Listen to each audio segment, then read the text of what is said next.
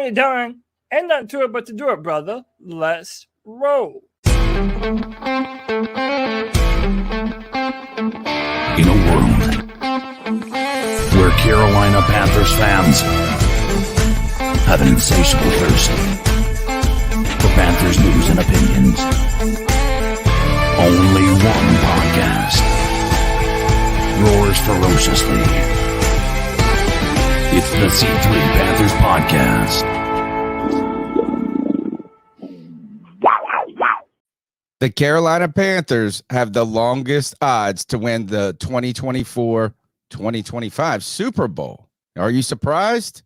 Matt Corral is still playing football. DeShaun Foster is a head coach of UCLA, and our very own homegrown North Carolinian Julius Peppers is a first ballot Hall of Famer. We've got that plus the latest free agent pending news, potentially trades that could be available. We're going to be working the front office tonight, guys. You're listening to the longest running Panthers podcast. That's the C3 Panthers Podcast. We may not be football experts, but we are expert football fans. And each Tuesday night at 9 p.m., we rock and chop up the latest Panthers news and opinions from the fan perspective. I do it with my homeboy, my wheelman, Cody Lack. Tony Dunn, listen, man, no matter what time of year it is, there's nowhere I'd rather be on a Tuesday night than sitting here with my boys talking Panther football. We have a big show tonight. We're going to preview some of the biggest free agent names on the Panthers roster, some of the bigger wide receiver free agent names. We're going to talk about, did Ice Spice and Taylor Swift use satanic witchcraft to sway the results of the Super Bowl? Tony Dunn, we're going to do it all here tonight with the best damn Panther fans in all of YouTube. You know him, I love him. It's our boy Panther Pickle. What's up? Our guy Drew, MLB824, Muscles Marinara Paisan. What's up, brother? Panther Gal 73, Roosevelt Mongo, Tim Estes, and your bastard son, White Chocolate Espresso. Tony Dunn, ain't nothing to it but to do it, brother. Let's roll. The number's 252-228-5098. That's 252-228-5098. You can be a part of the C3 Panthers podcast. Smash the thumbs up button. Subscribe to the show. We're on all the major podcast outlets, on Facebook, Twitter, X, whatever you call it.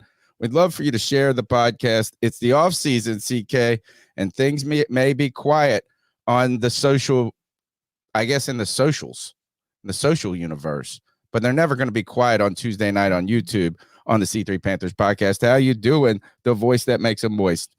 Man, I'm doing very good. Right now, my main thing is just being healthy, and that also means being able to take a step away for a week and just enjoy life for a little bit, not having to worry about the Panthers or football or what have you. And I'm just here to, have a good time with you fellas, man. I've enjoyed, being a part of this, and I will continue to be.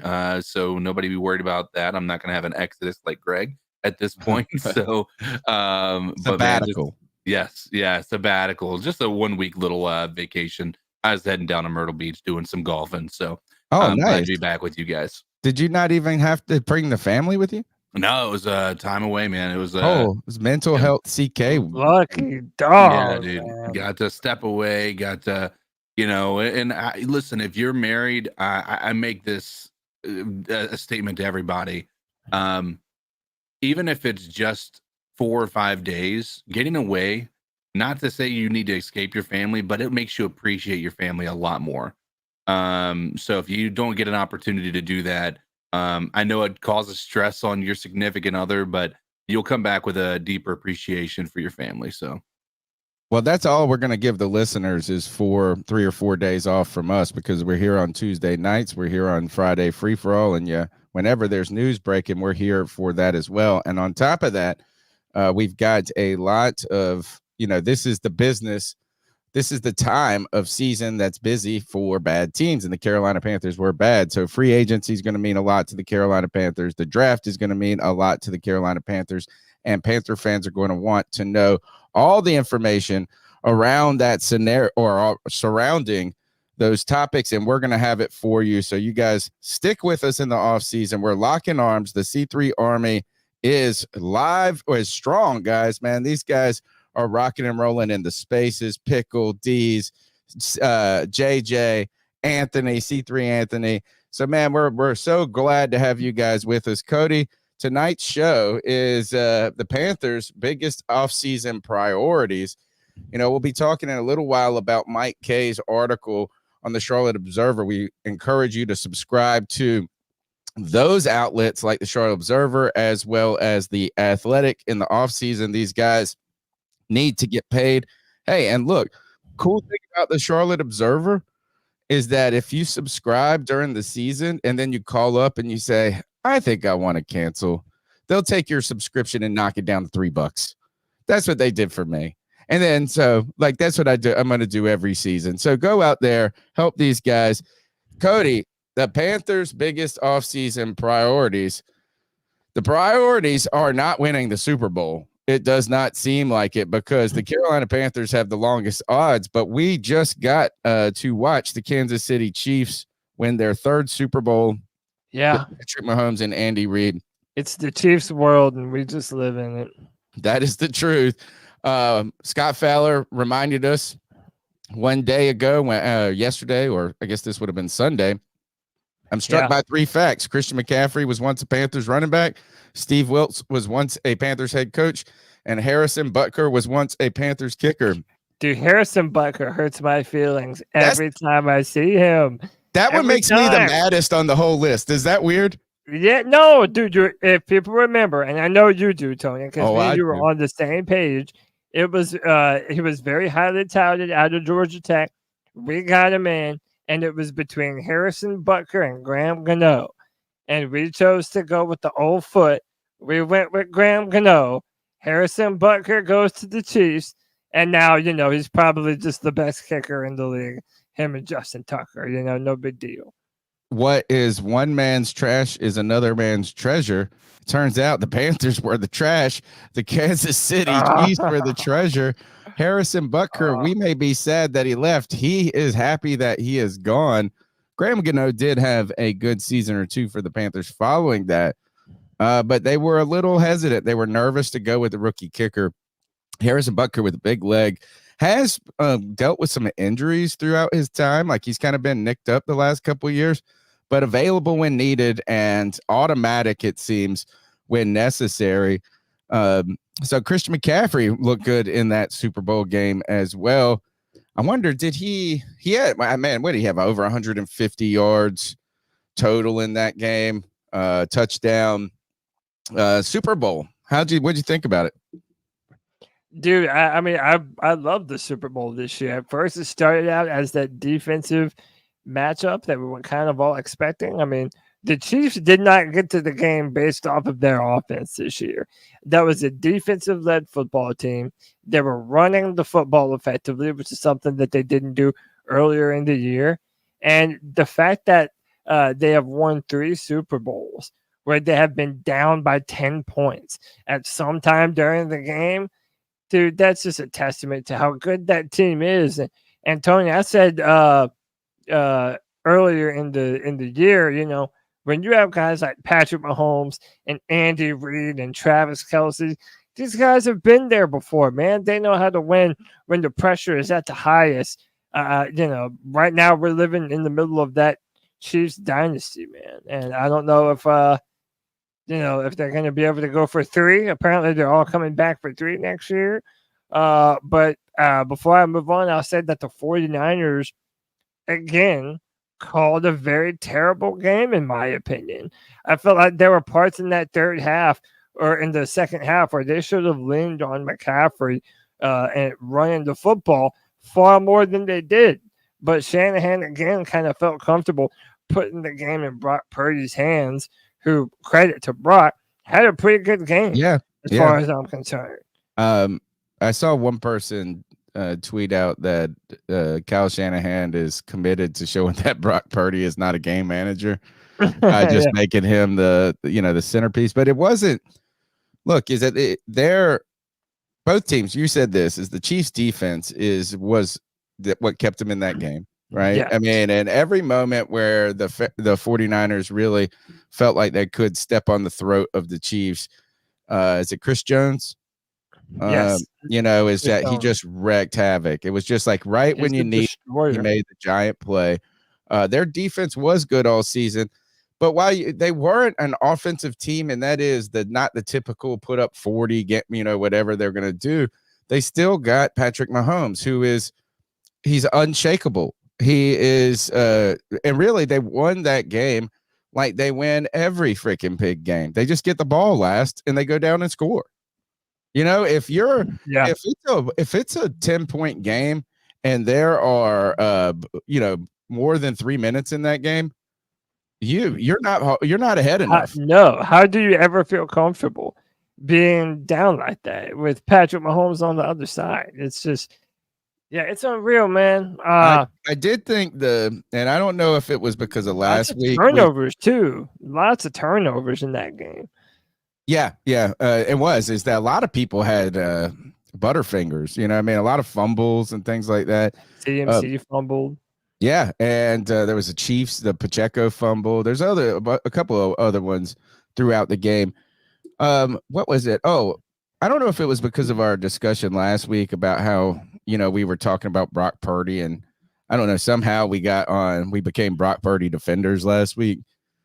Because I was like, dude, to me remember I made my comparison between him and you took a lot Bryce, of shit, and I said that's a good comparison. I still maintain that it is. I think what that discussion last week when I got all into it was that it just felt like there's too much slander on Brock Purdy, given the fact of how well he has played as a rookie and throughout, right? And so I don't look. Is Brock Purdy is not the reason they lost that game. No, not at all. He didn't let them march down the field and tie it up. He didn't let them score a touchdown in overtime. But is that defense? I mean, look, this was a good matchup. I thought Brock Purdy played admirably in this game, and they go to overtime. What'd you think about Kelce and the push busting up on Andy Reid?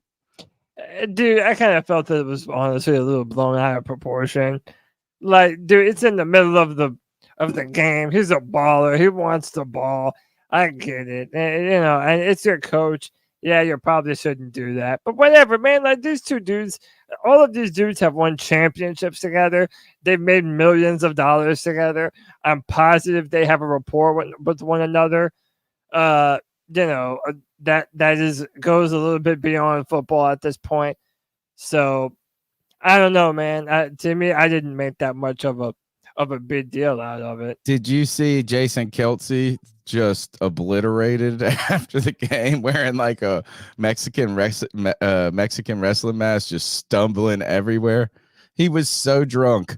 He has just been partying since he retired. Travis Kelce didn't have a lot of yards in the beginning of that, or really any impact in the first half. I was able to hit my 4 prize picks. I won $100 on prize picks.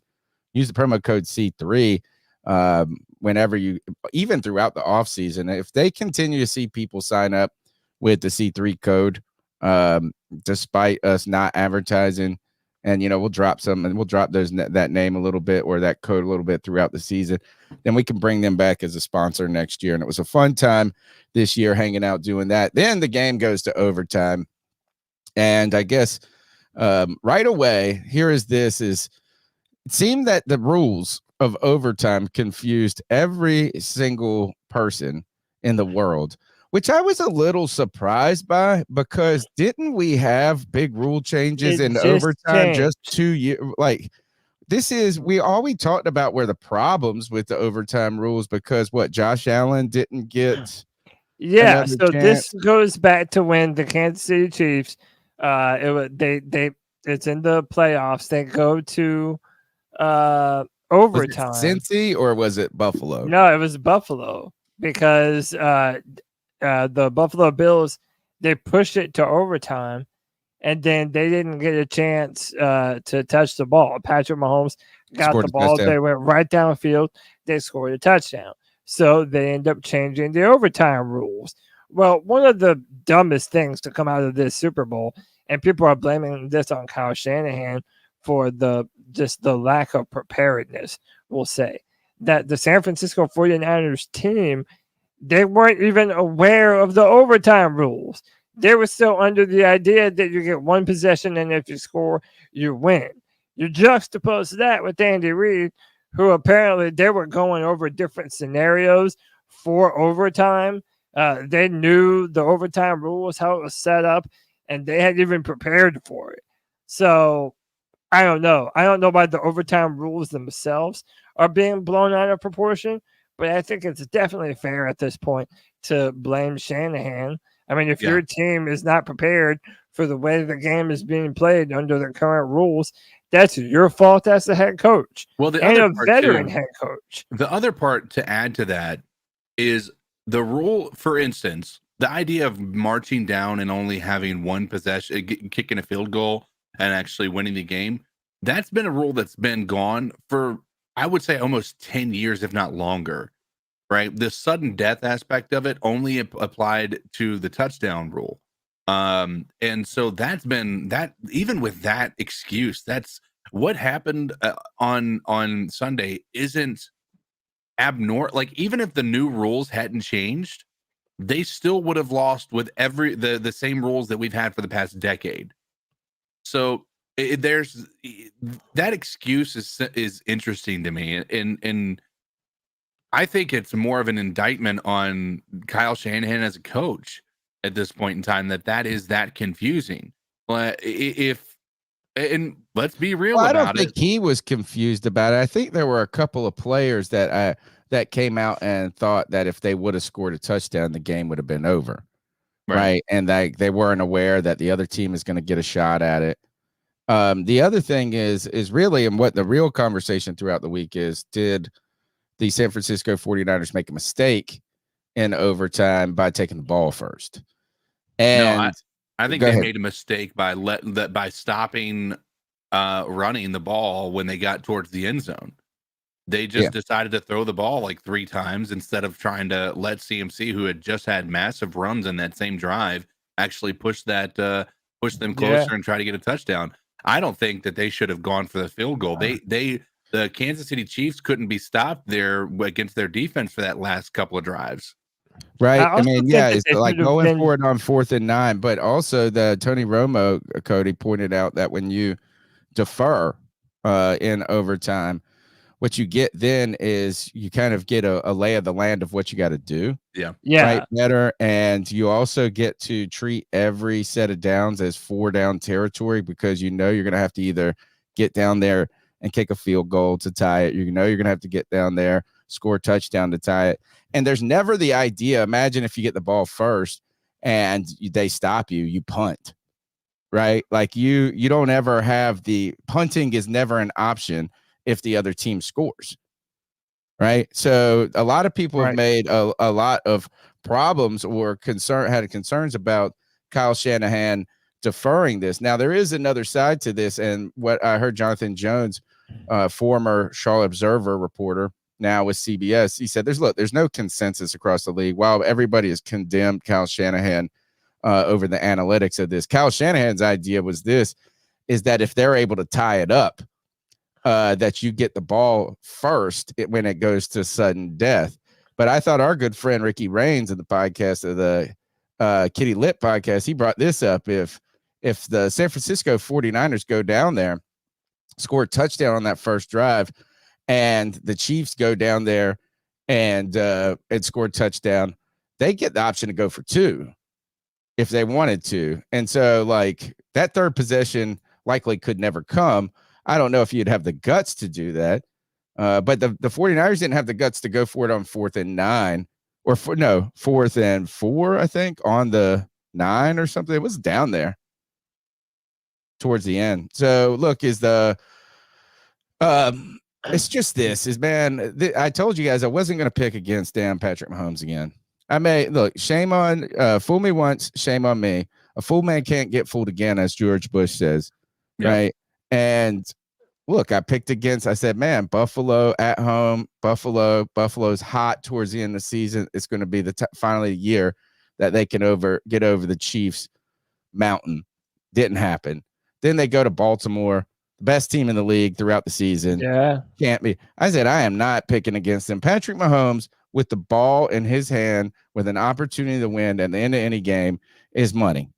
He's one of the best ever. I mean, they're already having conversations about him as an all-time sports figure, even like outside of football, comparing him next to Michael Jordan and just the all-time greats of athletics. When you look at how much he's won, how early he's won, it's just, and how long he can continue to win. Yeah. That and the other piece to this is one of the things I've always been critical of and I've been questioning is he's always had Tyreek Hill, he's always had Travis Kelce, he's always had, every year that he's won, it seems like there's something that's just not working well for their team and they still find a way. And what I mean by that is, for instance, he didn't have a great offensive line early on in his career, right? He had one of the worst. He was getting sacked a tremendous amount. He ended up losing a Super Bowl because of that bad offensive line. And then the past 2 Super Bowls he's won without Tyreek Hill. This year he's won with a group of wide receivers that are largely considered one of the worst in the NFL, behind the Panthers probably, just based on how the regular season had gone. The only thing that he's been able to maintain consistently is Andy Reid and Travis Kelce And himself. It's him. It's him. Gotta be. It's not, I mean, it's Andy Reid and it's him. And more so than Kelce. I don't want to hear about all these weapons. And this is where I got, look, is with all of those weapons against that the San Francisco 49ers had, that Chiefs defense gave them problem. Look, the San Francisco 49ers defense played well in that beginning of that game, right? They were giving the Chiefs a lot of fits. But Patrick Mahomes, that's the key right there. And this is where everybody goes, oh, look at San Francisco. You put Bryce Young on San Francisco, they're going to be in the Super Bowl. You put this and that. Really, this is why all teams want the generational talent at quarterback, is because when they can take over. Yeah. It's not hyperbole when they say that they can take over the game and put it on their shoulders and carry their team to victory. And by the way, let's be real. I think Cam Newton has been nothing but vindicated in his takes about quarterbacks and what is and isn't a game changer / game manager quarterback. I think that's the truth, and that's not taking a shot at Brock Purdy. Exactly. But you just said it like on those final drives for the Chiefs, they were letting Pat run the ball. They were literally putting the ball in the hand of Patrick Mahomes, in the hand of the guy that you pay all that money. They were so worried about getting beat. Yeah. And there was openness. I think too I think the problem with all of the game manager, this and that, game changer talk. And I think we ran into this with the Bryce Young discussion, and that's why so many fans have been kind of down on Bryce Young as a draft pick, is I think we too loosely throw around the terms generational talent. Yeah, These ideas, like when we say something's revolutionary, like revolutionizing the game, this and that, we use those terms too loosely. And I think that's largely what Cam is really talking about when it comes to game changer. Is you think a lot of these guys, these guys are all NFL players. They're all good, but there's only a few that are and also, like, being real, a lot of it has to do with physical traits. So, Tony, you're talking about pumping the brakes on generational talent. Well, it's important to remember that before we get into this draft, because they're going to throw that around about Caleb Williams. They're already doing it. They're going to do it about Marvin Harrison Jr., the wide receiver coming out. Drake May is 6'4", 230 with a cannon for an arm. Like, you're going to hear this now. And the narrative would have been that this quarterback class had more of those types of players that have those game-changing types of traits and talents. It's, I guess, the difference between those talented, elite talented players and generational talents or game changers is when talent meets success. Yeah. Is that everybody in the league is talented. There's people that are super, super talented. It's clear that they're super talented, but then there are people that their talent is married to success. and that's when the generational talent come. Because I mean, look at Tom Brady, not the elite traits.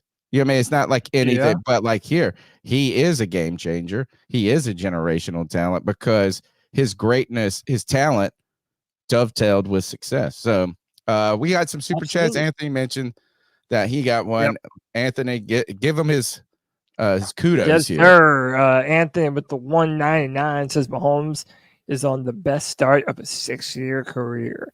So this I feel is like in he's all been of in the sports. league longer. Can you believe I know. that? Yeah, it does feel like that. Yeah. But for all time, I mean, we're talking about not just football, but basketball, baseball.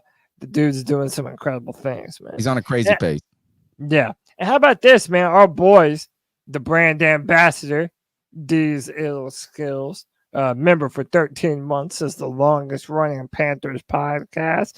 C3 in the building. And then Panther Pickle with 17 months says, let's kick ass and keep pounding. Appreciate y'all, boys. All right, let's jump into or past the Super Bowl. Yeah. Well, the rest is just sort of news that are kind of this is unsurprising, right? Where Panthers, we are relative to it. Yeah, Panthers have the worst odds to reach the Super Bowl. Not surprising. I think $1,000 would pay out $250,000. I think this is. I always have liked when we had Cam Newton and all those guys, and you heard. You saw Luke Cam, the 4th and 1 podcast, man. He's really pushing hard these days.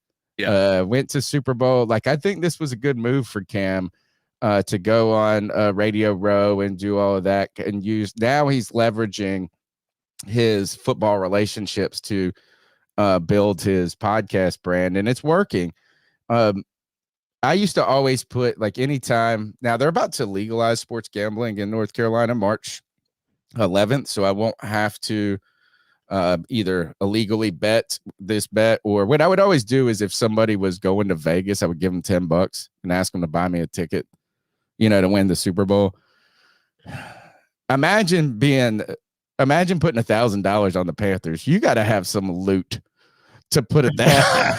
Because that is, I mean, it's one thing to throw around. Not afraid to blow $1,000. I know, because I mean, while that's a high odds, I mean, that's just $1,000 down the drain, man. Right now. I would be all right with maybe throwing 100 down one and just be able to get 25 grand to win off of that. Like, that would be worthy of maybe a little bit of maybe what we should do is create a Panthers pool where we all throw in $1. Ooh, that would all be the C3 super fans throw in $1. We throw in $1 each when they legalize sports gambling every year, and then we just split it evenly with all the people. It's like, when people group buy tickets, like lottery tickets and stuff. Yeah. All right. What's up? What else? Oh, this is DeShaun Foster. Is that what we got next? Or no, before we do that, we have to talk about Julius Peppers being the first ever Panther, the first player that was drafted a Panther to end up in the Hall of Fame, man. Shout out to Julius Peppers, repping it big time for Charlotte, for North Carolina, and South Carolina. Gentlemen, what y'all think about Pep making the Hall of Fame? First ballot, too. Deserved. I mean, deserved, yeah. Exactly. I think it's a no-brainer, to be honest. I mean, 4th on all-time in sacks, long career, multiple AP, what is it? AP Pro Bowl? What is it? AP All-Team? All-Pro? Yeah, multiple. I mean, all Pro Bowl almost every year. Found success on 3 different teams, with the Carolina Panthers, with the Chicago Bears, and with the Green Bay Packers. Was Julius on the Green Bay team that won the Super Bowl? No, he's not he's never won a Super Bowl. Okay. Never won a Super Bowl. We talked about, I guess you guys talked about this, but first is Julius Peppers is my favorite football player of all time. I think the Carolina Panthers put out a video when he was like on the day that they were going to make the announcement that he was going to make the Pro Bowl, and put like a little clips from his career. And it was like basically kind of like a TikTok or a short or something like that. It was a very, minute and a half video or something. And they didn't put up my favorite play in his entire career, where he had a 100-yard interception return that was not for a touchdown. Can you believe that? 100-yard return where he didn't get a touchdown, caught it in the end zone, got all the way down to the 1 or whatever. It's, I think, the second that's tied. There's one other player that's done it that has not had a touchdown, that's had a 100-yard return. Julius Peppers did this in Denver when they're at Mile High Stadium. And I mean, you could see by yard 95, this dude was huffing. He was, I mean, this is a big man moving fast. And then I think, I don't know, somebody, some cornerback or somebody ran him down eventually. But my favorite part of this play is he goes and sits on the sidelines. I mean, right immediately, or sits on the bench, and he takes that oxygen mask and he sucks that oxygen. I thought the oxygen tank was going to crumple like a beer can. You're just going to suck all the oxygen out of it at once. Luke Keeley talked about Julius Peppers with, I think it was with Cam Newton, or no, it was on Good Morning Football. Yeah. And he talked about how his favorite thing about Julius Peppers when he got to play with him is that iconic black visor they had. And when he gets a sack, that big Cheshire cat grin that he gets with that big toothy smile. And he says, just awesome. Feels good. Julius Peppers is the reason, Cody, Julius Peppers is to me what Cam Newton is to you. Yeah. He is to you what Cam Newton is to me. He made me an NFL fan. Yeah. He made me a Panther fan. Yeah.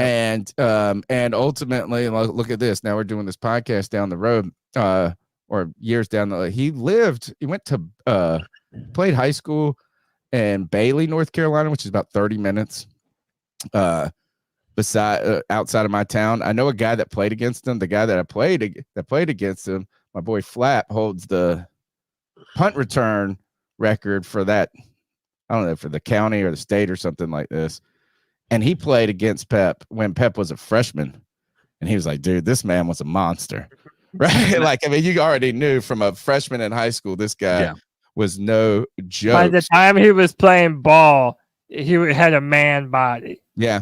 I mean, he's he was made it to the Final Four. He's made it to a Super Bowl. And he's made it to the Hall of Fame. I saw somebody, and it was in the free-for-all chat. I guess you guys were talking about Pep on the free-for-all, maybe. Mm-hmm. Somebody left a comment on the YouTube channel, and I had to respond to it because I had to go, and cape up for my boy. He said, problem with Pep was he took plays off. Yeah, and you always hear this narrative about Pep and him taking plays off. There's a couple of things. I think there's some reasons that narrative exists. Right. First is the Carolina Panthers offered him like a record-breaking contract, and he declined it and went to Chicago. Like, he just wanted to get out of Carolina. He wanted to get out of North Carolina, I think. And he also saw kind of the decline of the Carolina Panthers. The writing was on the wall in some cases, because just 2 years later, I think, the whole team's falling apart or whatever, maybe a little bit. So I think there's some bitterness from Panther fans. Like he turned us down for the prom. Like, that's, I think, one part of the narrative. The other part, I think, that comes about when you see, and I don't want to say to someone, you don't know ball. I hate that line. Right. But is that when you watch these plays, I think sometimes you forget, or that maybe we don't forget. It's not forget. Maybe we fail to recognize the nuances of the game, where like every down, each down is not an individual down. It's a down in a larger battle, right? So like what you do is when you're going against a good offensive tackle, you're setting them up for 2 or 3 plays later at times, right? You have to save a little gas and a little energy at times for more important moments, I think. And I've heard that this is some of the criticism for Myles Garrett, is that he almost goes too hard in the first half and then and runs out of gas in the second half. Kind of blows his wad. Yeah. And I think this is my last thing is this is it's hard to believe that a guy who's 4th in all-time sacks took a lot of plays off. Well, but it's also like, at what point are they just toying with you? It's like an alligator playing with their food.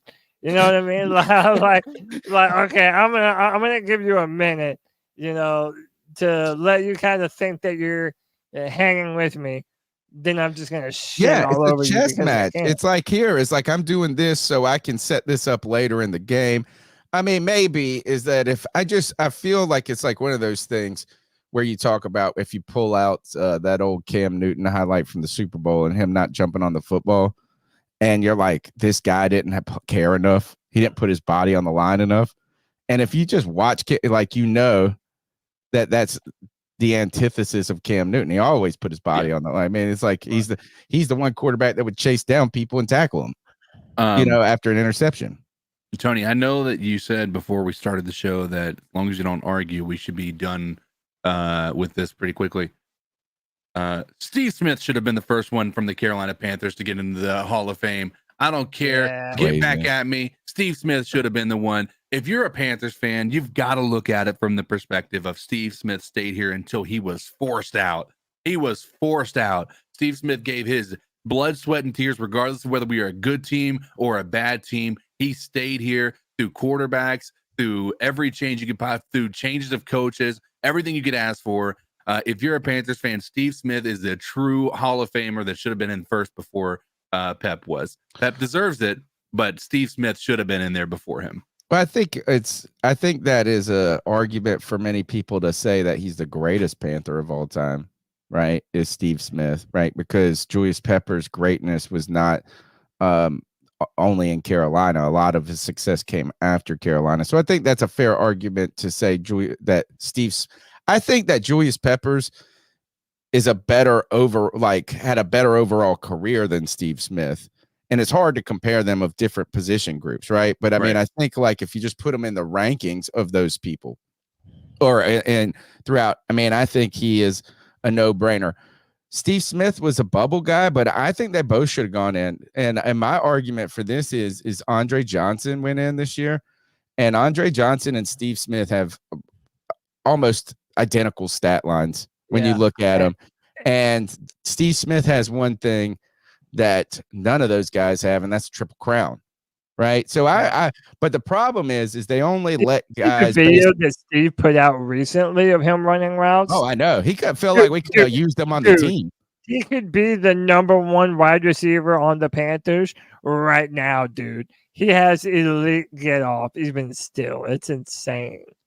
Yeah, and the problem with Steve Smith, for him, that's going to be going down is that they only bring in so many people from one position group a year, right? So it wasn't only that Steve Smith's career. It's not that it was just like they're going to let certain guys in, and we don't have but so many seats for wide receivers this year.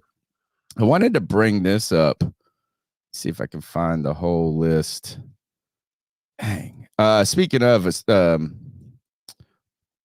Hall of Fame, a lot of people we want to talk about should Cam Newton be in the Hall of Fame, right? And Panther fans think that he should be. Some people think he's a bubble guy. I think that Cam Newton, if he had a second run on his career, if he just had like one little bit more run where he made some playoffs, I think it would have been more eligible. But think of this is wild, is I have a belief that Cam Newton is the greatest short yardage threat in the history of football, regardless of position. Yeah. Right? Like, I mean, I think he's like the greatest goal line threat ever. But how about him this? and Marshawn Lynch, maybe Derrick Henry, but he's for sure. It's like the bus is one. Listen to this. Cam Newton has more rushing touchdowns than Clinton Portis, Earl Campbell, Ezekiel Elliott, LaShawn McCoy, Steven Jackson, Maurice Jones-Drew, Eddie George, Todd Gurley, Fred Taylor, Ricky Williams, Stephen Davis, O.J. Simpson, Herschel Walker. Right? I mean, good God. He had 75 rushing touchdowns, Cam Newton. Fucking amazing. Just go. Me and my buddy, we Incredible. were reminiscing over this past weekend. We've like been out partying, and he was like, "Let's just watch Cam Newton highlights." And we watched this like 22-minute YouTube video of just Cam reaching over. He could score in any way. He could run it. He could jump over you. He could run around you. It was awesome. And like also when you see him in person, you feel like, oh, that's a defensive end. Like that's not a quarterback. That's that's a monster right there. And that is Cam Newton. It's not a surprise why Cam Newton thinks that he's a different breed of human than a Brock Purdy. He's a laboratory creation. And then he's a laboratory creation. Yeah, he's like a created character in Madden. Can I ask you? I mean, and we can move on from this after this, but no, we can't. Is White Chocolate brought up a good point? Is Luke going to be a first ballot? I have a hard time thinking this. Oh, I think he is a first ballot Hall of Famer. But dude, the list is wild. I had a list that I used on the free for all. Let me see if I can bring it back up because the list. There's some names on there, man. Eli Manning, Marshawn Lynch, Terrell Suggs, Adam Vinatieri. Like they've got some names, man. What do you mean? Oh, you mean up next year? Yeah, that are going to be up for. Okay, here's some. They're eligible for the Hall of Fame this year. This would be their first ballot. All of these guys, Luke would be included. But that also means he has Eli Manning, Luke Kuechly, Adam Vinatieri, Terrell Suggs, Marshall Yonda, Marshawn Lynch, Earl Thomas, Joe Staley, Demarius Thomas, Aqib Talib, fuck off, Vernon Davis, Darren Sproles, Cameron Wake, and there's another player on here that. Steve Smith. It could be Steve Smith could get in there. Earl Thomas is getting in. Marshawn's getting in. Terrell Suggs is getting in. But we're going on this on the free for all. How many contemporary players and how many old school players? They always at least get a couple, 2 or 3 of the old school.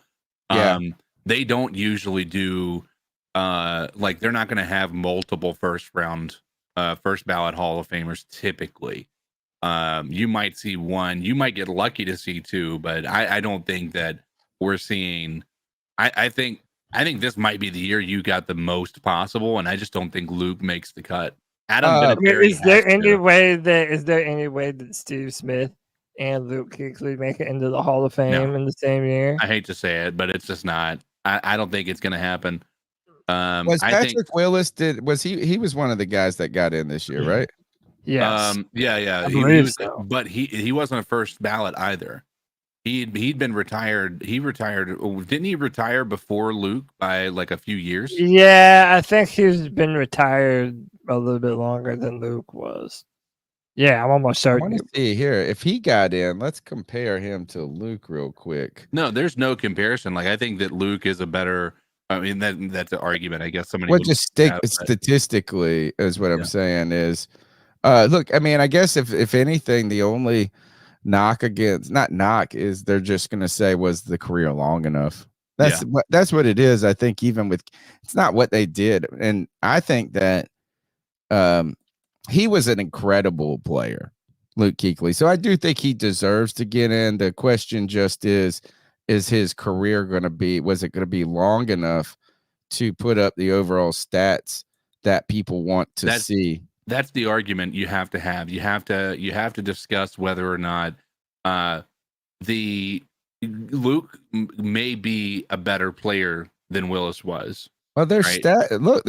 Oh, here we'll just look at their stats real quick. Luke played in 118 games. Patrick Willis played 112. So if he can get in, if Patrick Willis can get in with 112, then Luke should be able to get in. Luke had 18 interceptions. Patrick Willis had 8. Let's see, sacks. Willis had 20 sacks. Kuechly had 12. Kevin said 6-time first-team All-Pro versus a 2-time second-team All-Pro. 7-time Pro Bowl. These statistics, AP Defensive Rookie of the Year. Luke's getting in. If Patrick Willis can get in, Luke gets in. That's what I said. Be better, man. Dude, I'll be pissed. Yeah, but you also got to keep in mind the. I think Pep. Yeah, it's a popularity contest, and we got to keep in mind Pep went to the Green Bay Packers and the Bears, so he had a little bit of a leg up. I mean, I would be interested for you to compare. Was Andre Johnson was the wide receiver that got in this year? Yeah, him to Steve Smith, and then we can make this discussion of whether or not they're going to look at stats or they're looking at. Yeah, let's do it because I've been on that. Hold on, you guys talk real quick. I'll pull it up. Yeah, I mean, I think we're just unfortunately a franchise that isn't going to draw a tremendous amount of applause from the football world because we're so new. And even when we were good, it wasn't like we were a fan base that was to be reckoned with. Right. But I do believe, though, that most people would tell you that the play of Luke Kuechly defined inside linebacker play for this past decade. Yeah. I mean, literally, him and Bobby Wagner are the names that are going to come to mind. But how many people and how many linebackers in this game today will tell you that they based and modeled their game off of what Luke Kuechly was so special at doing? And they did, and trying to be like him as a linebacker. I think that's enough to overcome our perceived lack of, prestige as a franchise. All right, here are the numbers for Steve Smith to Andre Johnson. Games, 193 games for Andre Johnson, 219 for Steve Smith. Two more seasons for Steve Smith. Receptions, Andre Johnson had 1,062. Steve Smith had 1,031. Receiving yards, Steve Smith as Andre Johnson had 14,185. Steve Smith had 14,731. So more yards per reception, 14.3 versus Andre Johnson's 13.4. Receiving touchdowns, he's got 11 more receiving touchdowns than Andre Johnson. He's got more rushing attempts. He's got 387 rushing yards versus Andre Johnson's 54. And he also played as a punt returner, a kick returner. When it comes to Pro Bowls, Andre Johnson had 7. Steve Smith had 5. Andre Johnson will have 4 All-Pros. Steve Smith had 3. But Steve Smith also had the Triple Crown. So I don't want to knock on Andre Johnson. I just think, hey, if those stats get you into the Hall, then I think Steve Smith has comparable stats to Andre Johnson with the added cherry of the Triple Crown. Yeah, no, I agree. I think that if Steve Smith were another, I mean, he's got the benefit of being on the Ravens. I guess you could look at it from that, but he wasn't really a game wrecker on the Ravens when he went there. He ended up tearing his Achilles or whatnot. So I really think that he's been, unfortunately, because he's so synonymous with the Carolina Panthers and he continues to be synonymous with the Carolina Panthers. I think he's going to be he'll probably be in next year. If I'm starting to kind of question that. I think he might be in next year. All right. Also talking about Panther legends, or to me, a legend. And that is a guy that I've actually had the chance to interview. That's DeShaun Foster. If you're having a bad day and you want to pick me up, if you feel the world's against you, go watch DeShaun Foster power past the entire Philadelphia Eagles team in the 2004 NFC Championship game, 2003-2004 season. DeShaun Foster, really of a good running back for the Carolina Panthers. Had some fumbling issues at times. It felt like at least that was the stigma surrounding him. But 2 iconic memories for me in that one postseason. You have that run against the Philadelphia Eagles. There's so many standouts. That was such a great postseason. You got Steve Smith with the overtime touchdown, the walk-off touchdown against the Rams. Then you've got DeShaun Foster with this crazy run against the Eagles. DeShaun Foster with one of the most epic touchdown runs in the in the Super Bowl history, where he stretches out. I mean, when he jumps into the end zone, and just flies in, just this great. The pictures of it are phenomenal. Moose had the longest touchdown in Super Bowl history. You had our very own Dan Morgan with the most tackles in Super Bowl history or in a Super Bowl game. So DeShaun Foster, who had just taken a job last week with the Las Vegas Raiders as their running backs coach, was announced as the UCLA head coach. And I want to see, did I send it to you guys in the chat? Oh, watch this. I hope this doesn't get us in trouble. Shouldn't. This is, oh, well, ESPN TikTok get us? Yeah, I'm pretty sure it will. And it's just it's UCLA players reacting to the. I don't know. I have to see it. Yeah, we're just gonna do it. Watch this. This is the players who are reacting to the announcement of DeShaun Foster. We want somebody that wants to be a Bruin. Well, we didn't get somebody that wants to be a Bruin. We got a Bruin. Come on out, coach. Your new head coach. Look at them players. They hype. Look at that. They are hype. Congratulations, DeShaun Foster, for your new coaching hire at UCLA. Hopefully he can get them to promise. He played there, coached there for the last 8 years. Only had 1 year off in there. Great football player for the Carolina Panthers. And this is fun. This is a fun time for Carolina Panther fans now. Think about this, is Pep getting into the Hall of Fame. We have a history now. Our team, like what you guys, what the fear that CK was talking about is like, oh, I fear Luke Kuechly's not again because he's a Panther. Fear Steve Smith, not, like this. Those days are soon going to be behind us. We're starting to have a history. Right? Yeah. I mean, it's not even starting to. We do have a history. It's not the longest one, but the Panthers do have a history. When you factor in Julius Peppers, Steve Smith, Sam Mills, Jake Delhomme. Now you talk about this last team that went to the Super Bowl. And again, Tony, I know you kind of followed it too during the Super Bowl week. Cam Newton, he's set up live at his own podcast, doing his thing.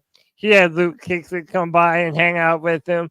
Greg Olsen, dude, it's been like a reunion down there in Las Vegas, man, getting the boys back together. That was something that was really fun to watch. Dude, I think the Panthers, not only do we have a good history, but we have a history that Panther fans should be proud of, man. This is our history. Yeah, and you're starting to get players that are associated with their team. Here's what Panther Gal 73 asked. She said, has anybody else from the team gotten in and to the Hall? And there have been people who have played for the Carolina Panthers that have made the Hall of Fame, but none. Yeah. But Julius Peppers was the first one that was drafted by the Panthers. So you got guys like Kevin Green.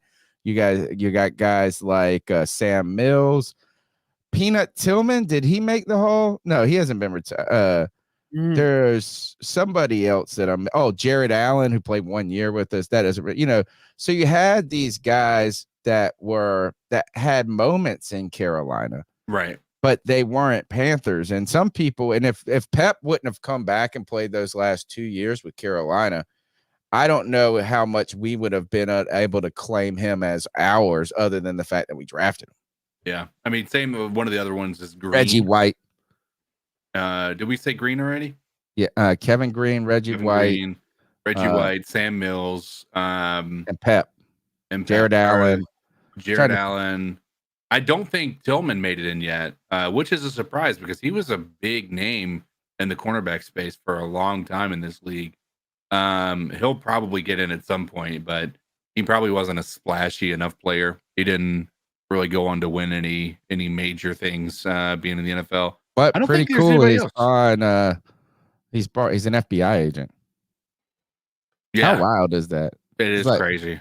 It's pretty awesome. He's other players. I think Dan Morgan was talking about this when he was hired as the GM. Is like, where I heard him in an interview. Maybe it was Kyle Bailey, and you're kind of like, as a player, you retire at such you have a whole life ahead of you, and your whole life has been your identity is so wrapped up in football, and that's why so many guys just stick in the game. It's part of them. It's what they're good at. It's what they know.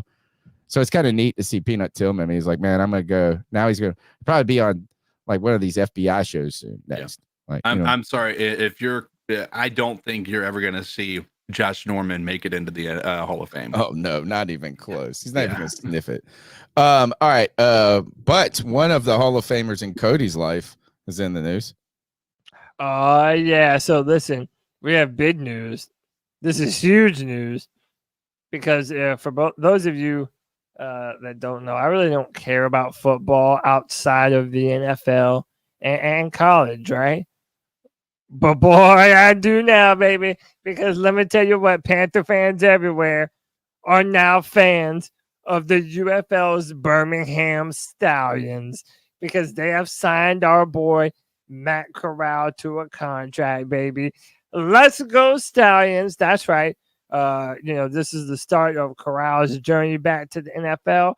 I'm happy for him. I'm happy that he still has football in his life. Everybody was tagging me in this. Dude, it's funny because like I'm known as the Matt Corral #1 fanboy. So everyone and their mama was tagging me in this, being like, oh, Cody's got a UFL team. And yeah, I do, man. Go Birmingham Stallions. I have no idea where or how to watch the UFL. I guess I have to figure that out on my own. I think it'll be on ESPN. Mo Scarborough plays for them, by the way. That you remember that running back? He sounds familiar. Yeah. Went to Alabama, didn't he? Yeah, this is how we all pick these teams. This is how we pick the teams we root for in these leagues. It's just we find a player that used to play on the Panthers or that we like somehow. Yes. And dude, shout out to Panther Go 73. She has not lost the plot. Another dude done dirty by this organization. Ain't that a mouthful? Man, he wanted to draft. Did we talk about this last week? Did you see old Matt Rule in the news? Oh yeah, which by the way was a blatant lie. They have him on video. He said this. I wanted him on the board. He said he wanted him on the board. He didn't say he wanted to draft him. But it was this. Is it just a typical egomaniac Matt Rule? Is that as they're asking about Brock Purdy and his ascendancy to going to the Super Bowl, and because Matt Rule is a former NFL coach, he's being asked this in a press conference. Instead of making this a story about how he saw Brock Purdy in college and he's not surprised that he had success in the NFL and how great and how happy he is for guys that can find their way from being Mr. Irrelevant to, finding success in a league that's tough, that chews people up and spits people out, even him. Instead, he makes it about him. He makes the whole discussion about him and how he was smart enough and no one else, and he got vetoed, right? And that's what the problem with Matt Rule, egomaniac. So enough with Matt Fool, the man who we used to be called Voldemort on this podcast, the man who will not be named. But let's talk more football. And you know what, Cody, I think we should take some calls, actually. Let's do that. You want to take some calls? Yeah, we'll take a couple of calls, and then we'll get into the NFL calendar that's coming up. So you guys stick around. We're going to talk about the deadlines for franchise tags, free agency, and a cool benefit that Carolina Panthers get for having a new head coach. We get a head start that other teams do not get. But we want to get you into this show. We want your opinions on all of the news in the NFL and the Carolina Panthers. The number's 252-228-5098. Let's take some calls. Panther Nation, be heard. So what are your thoughts on catcalling? Yeah, it's pretty. You shouldn't do that to somebody. And how did that make you feel? Very uncomfortable. So how do you think catcalling makes the person feel? It feels good, like. Who's that cat sitting in the back corner with his face buried in his nose? Hey, shout out. This is Pastor Pickle, folks. I want to shout out Diesel Skills because he posted this morning. He posted Panthers last in total sacks with 27. Burns had 8 of the 27, and Louvu had 6. We only had 13 sacks in 17 games with everybody else on our roster. Third last in the league with interceptions on defense. Panthers gave up the most rushing touchdowns in the NFL. Fixable? It's a question mark. With better players, maybe. But this goes to show, folks, we can't concentrate on drafting a wide receiver and our offensive line, and only doing those and not looking at the defense. That's a mistake. This roster's bad, and drafting a defensive guy with a 33rd pick is as important as drafting an offensive guy. Folks have got to get off this kick of stealing from the defense to fix the offense. If I still maintain that we should tag and trade Burns for picks, but if we can work out a deal and re-sign him, I'm still good with that. Because the best thing about being last in all these categories is you can't go anywhere but up. So we're going to keep pounding. We're going to fix this defense because the Panthers have always had a tough defense, and we got to get back to having a smack you in the mouth defense. So keep pounding and attack the quarterback. Yeah, I agree with this wholeheartedly. I think that the praise that this defense has been getting all year is, again, fool's gold. I'm not saying Evero isn't a good defensive coordinator. I think he honestly probably is a really good one based on the fact that it seemed as though this team was a very good defense. But those stats don't lie. The sacks number, I mean, one of the fewest in the league. When it comes to a lot of I didn't even realize that the most running touchdowns against this defense than any other team in the NFL. I just don't know. We've struggled with a run for years now, it feels like. I know, but that's my point. Like, I think right now, Evero being here is a good thing because I think that they can start to plan this defense and build it in the way that's the most proper for us to be able to be continuously successful.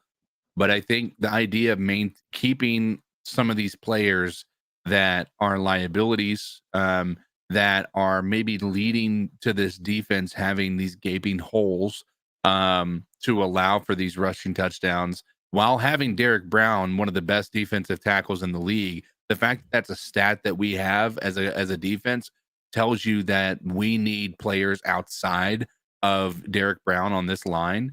And clearly everybody we have on the line is not doing it. And I'm saying everyone intentionally. Yeah, I think you've raised a ton of good points there, CK. One is that if anything, Evero should be sort of lauded because the Panthers defense wasn't worse than it was given the talent that it had, right? The other thing is that the idea that this defense was better than average, right? Or top, you heard top 5 at some points and different things in this. I agree, fool's gold. And we've argued about this on the podcast a lot in the past about what teams actually had to do to beat this team. And there's a reason they didn't have a ton of interceptions. There's a reason that they didn't give up a ton of passing yards, is because teams didn't have to do that to beat them a lot of times. And CK, I don't even know. And I think the next great point you brought up is it's really about adding players to this defense that is going to be important, because really you only have Derek Brown, who is the kind of standout player, him, Luvu, and then arguably, I guess you could say Burns. And we all need JC Horn. The Panthers need him to be good and be healthy. Can't wait on that, or can't hold your breath on that. And there's a reason this team can't stop the run, and they're probably going to need a nose tackle, a big boy in the middle that can help alleviate some of the stress on Derek Brown in this 3-4. They're going to need help at linebacker. And Cody, let's go ahead and bring it up, since he brought and mentioned the tag and trade part for Brian Burns. Mike Kay put out a story for the Charlotte Observer this week, and it was the 8 most pressing free agent position groups that we are going to need to touch upon. And he listed number 1 overall was the defensive. I don't even know. I forgot now already. Let me see. Got it in the show. Number 1 overall, he put, and we won't go to, he put wide receiver number 1. I'm surprised he didn't put defensive end number 1, because right now the Carolina Panthers, the 3 defensive, the front they're all free agents, right? If you think of this, is YGM free agent, Brian Burns pending free agent, And there was one other that he mentioned too. Well, and Frankie Louvu, if you want to talk about him being a defensive. See, I got it in here somewhere. Anyway, so what is have this? a list of all of the free agents that we have. All right, the Panthers here's what he wrote. Panthers' top 3 edge rushers are set to become free agents. Burns, YGM, and Marquise Haynes. Oh, and really, nobody's gonna, cry about those. But Brian Burns, let's talk about Brian Burns and what the Carolina Panthers are facing in these decisions real quick, Cody. Is the 3 guys that we talked about last week were Brian Burns, Louvu, Chin. We won't get into the Chin conversation today, but Brian Burns, everybody knows the history that's come with this guy is the problems with negotiations when it came to Carolina, the numbers that he felt were deserved and earned. And, then the decline in play or production for him this season. And then there's going to be a million excuses for why that happened. Bad defense. How is Brian Burns going to put up these numbers when they never pass the ball? And all of those are legitimate kind of discussions to be had. But, will Brian Burns want to stay in Carolina? Can Carolina afford to lose him? And right now, it seems like everybody's leaning towards the best thing to do with Brian Burns is to franchise tag him and either play him or franchise tag him and trade him. And what you've tried to also say is the non-exclusive franchise tag. Yeah. Where you offer him a deal. If somebody pays him more, then they got to give you a first round pick for it. Yeah. To me, that seems like the most fair deal right now. You average out the top 5 edge rushers, and then he gets paid whatever that average is. According to SpotRack.com, a new deal for Brian Burns is looking to be around $21.7 million per year. So again, this is my opinion. A lot more reasonable than. Well, again, and I have no way of proving this, but it is my opinion that Brian Burns wanted more than that, or else he probably already would have been signed by now. At least in my opinion. Yeah, because we heard numbers. Who's the guy from the Raiders? We heard numbers, but none of them were ever really confirmed for Brian. Like they said that they saw him as who's the guy? The Max Crosby. Yeah, which is not sorry. So I think he was a $23 million player. Right? So basically, my question to you boys, Tony and CK, and everyone's in the chat room is: what is more? What are you capable of stomaching more? Paying Brian Burns north of $22 million per year, or this nifty, shifty little trade that's been making its way around the internet? Bleacher Report is the one that proposed this trade. It is for the Carolina Panthers receiving a 2024 first-round pick from the Baltimore Ravens, a 2025 third-round pick, and edge David Ojabo for Brian Burns. And do we think that this is a good deal? And would you take this deal for Brian Burns? Is the specter of losing Brian Burns worse than the specter of potentially overpaying Brian Burns relative to his perceived worth? Gentlemen, what say you? I say that would make the pain of losing Brian Burns more bearable, in my opinion. My concern is last year we're talking about Brian Burns not performing well. But for the majority of his career, he's been a stalwart on this defense. So he had a bad year and a contract year. I don't think that's a direct indictment on his ability to play at a high level. So I'd be all right with getting him here. I don't know that I like the number, but I'm willing to stomach that price to keep him here in Carolina. I would take this deal, as Patty Grimes says, right away. And the reason I would take this deal is not just because it's not really an indictment on Brian Burns. I think what CK brings up are some good points as well. The decline went last year down is like, we know that Brian Burns is a very good player, right? I do have some concerns if he's a great player. Right. Or I'm no, and I'm rooting for him. So when you say things like that, I feel like if people are saying you don't believe they can be great, But I feel like this is people say, oh, he's entering his prime. He's entering his prime. Well, it's kind of been in his prime too already, right? Is so like, Right. is that if we just continue to talk about future potential for a person, then we're just kind of, it's like a belief bias, like a decision bias we already had, and we believed he was going to be great. So he still can be great. The reason I would take this is because I think that the relationship between Brian Burns and the Carolina Panthers is a strained one. Yeah. I think that they are going to have to pay him more than they should because of the way things have happened, right? Yeah. So I think he has, in this case, strangely more leverage than he should given his statistics, right? Because of the way it handled and because the Carolina Panthers just don't have any other players. So that's the thing. If we let him walk, that's the worst thing you can do, right? Is letting him walk. The Panthers just have too many holes to fill.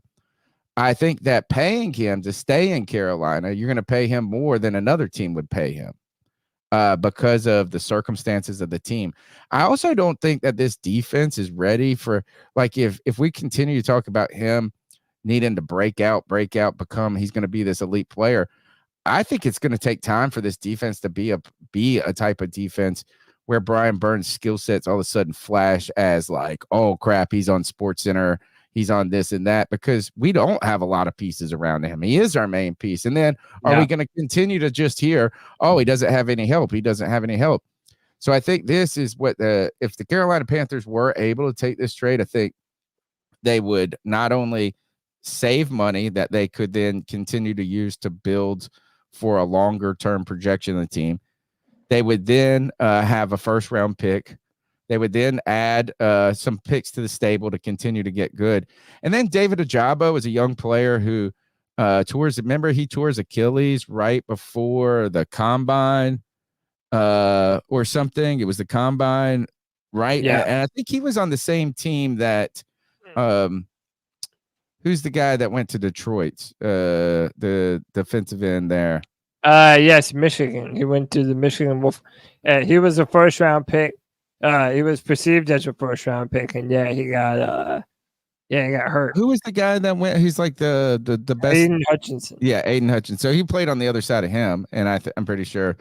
And then Panther Pickle adding some context. It says Ojabo has played 5 games in 2 seasons and was a healthy and active for 7 games last year. I mean, so the question is I don't know if like all of a sudden you're going to get a player that's going to be, good even, but at least you get a player that's younger. You do have the problems with this surgery, the injury history, but he's I just think a warm body pretty much at that point. Or maybe it's just like, look, he's also playing on a team too. Like, how is a guy who is inexperienced, who is coming off an injury, going to make a break into that lineup when the Ravens had the best defense in the league? So I don't even know if it's just him being a healthy scratch is all his fault, right? Yeah. Or, it's just like, hey, we're, we don't need you right now to rush along. And listen, I think there is a fair middle ground to this conversation, Tony, where it's the Panthers missed their opportunity to build around Brian while they had the opportunity. And now that hourglass of sand has run out. And now it's time to either put him on a different team or pay him like he's a part of your plans for the foreseeable future. And I think you're going to have to pay him a lot then. Yeah, and it doesn't seem like the Panthers want to do either of them. Like they're stuck in this weird middle ground where they can't really afford to get rid of him because then you need 2 edge rushers. And you don't really want to pay all the money. Can't afford to pay him either. Yeah, you can't afford to pay him. Listen, Kev, our boy White Chocolate Espresso has converted me, man. Go out and get Jadeveon Clowney for 1 season. Go get Leonard Floyd for 1 season. Get some draft picks. Yeah, man. Wouldn't it surprise me if Brian Burns became the next player that got traded away from the Panthers and ends up being a breakout player somewhere else? I would be happy for him. Surprise me at all, man. I'd be happy for him. Yeah, I mean, it's then I've also heard the devil's advocate position, Tony, that people are tired of seeing our players get traded to other places and then balling out, like that first Joe Person tweet that we put up there. And Oh, understand the Scott Fowler one. Yeah, but I mean, Yeah. also like these guys go to teams that are good. Like it's not that they all of a sudden became greater players. What it is they're a good player on a bad team, and a good player on a great team can be a great player, right? That's the thing is you almost feel like you're wasting their career when we're not ready to put the pieces in for them to really thrive. You know what I mean? It's like that's why Hassan Reddick wants to stay. Where I mean, you heard the rumors they requested a trade, which weren't true. But you know, is these guys, those types of players really thrive. Mike K put out, wouldn't that be? He said Dan Morgan has the opportunity to do a funny thing. We'll talk about that later. Let's go to Muscles. C3 Mafia, how you doing? I fucking I have a whole lot to talk about, so I'll bring it all back. C3, you fucking guys. Yo, these fucking guys. Fucking Tony, fucking Cody, fucking CK, and occasionally Greg. He's been taking way too many days off. Hey, Greg, you know, you keep taking days off. Replace you, you know what I mean? You know, it shows them that I said, and I can't, but I believe a fucking 10-year-old. That's what I could bring. Anyway, I digress. Anyway, you fucking guys, every Tuesday, every Friday, even the fucking Paisans, Diesel, Skills, fucking Panther Pickle, Anthony, the other one. Yeah, I'm getting old, boys. Tomorrow's my birthday. I'll be 39. And don't happy birthday. Happy birthday, Paisan. Okay? But anyway, you fucking guys, you always bring it Tuesday, Friday, post-game, pre-game, whatever the fuck. You guys are always on point. And we appreciate that. The C3 Mafia appreciates you fucking guys. All right. My daughter's got a basketball game. Time to go kick some ass and yell at some fucking stupid referee making $12 an hour. All right. I gotta go. You fucking guys. Those have to be the next shirts, man. C3 Mafia. Dude, and those are fly too, man.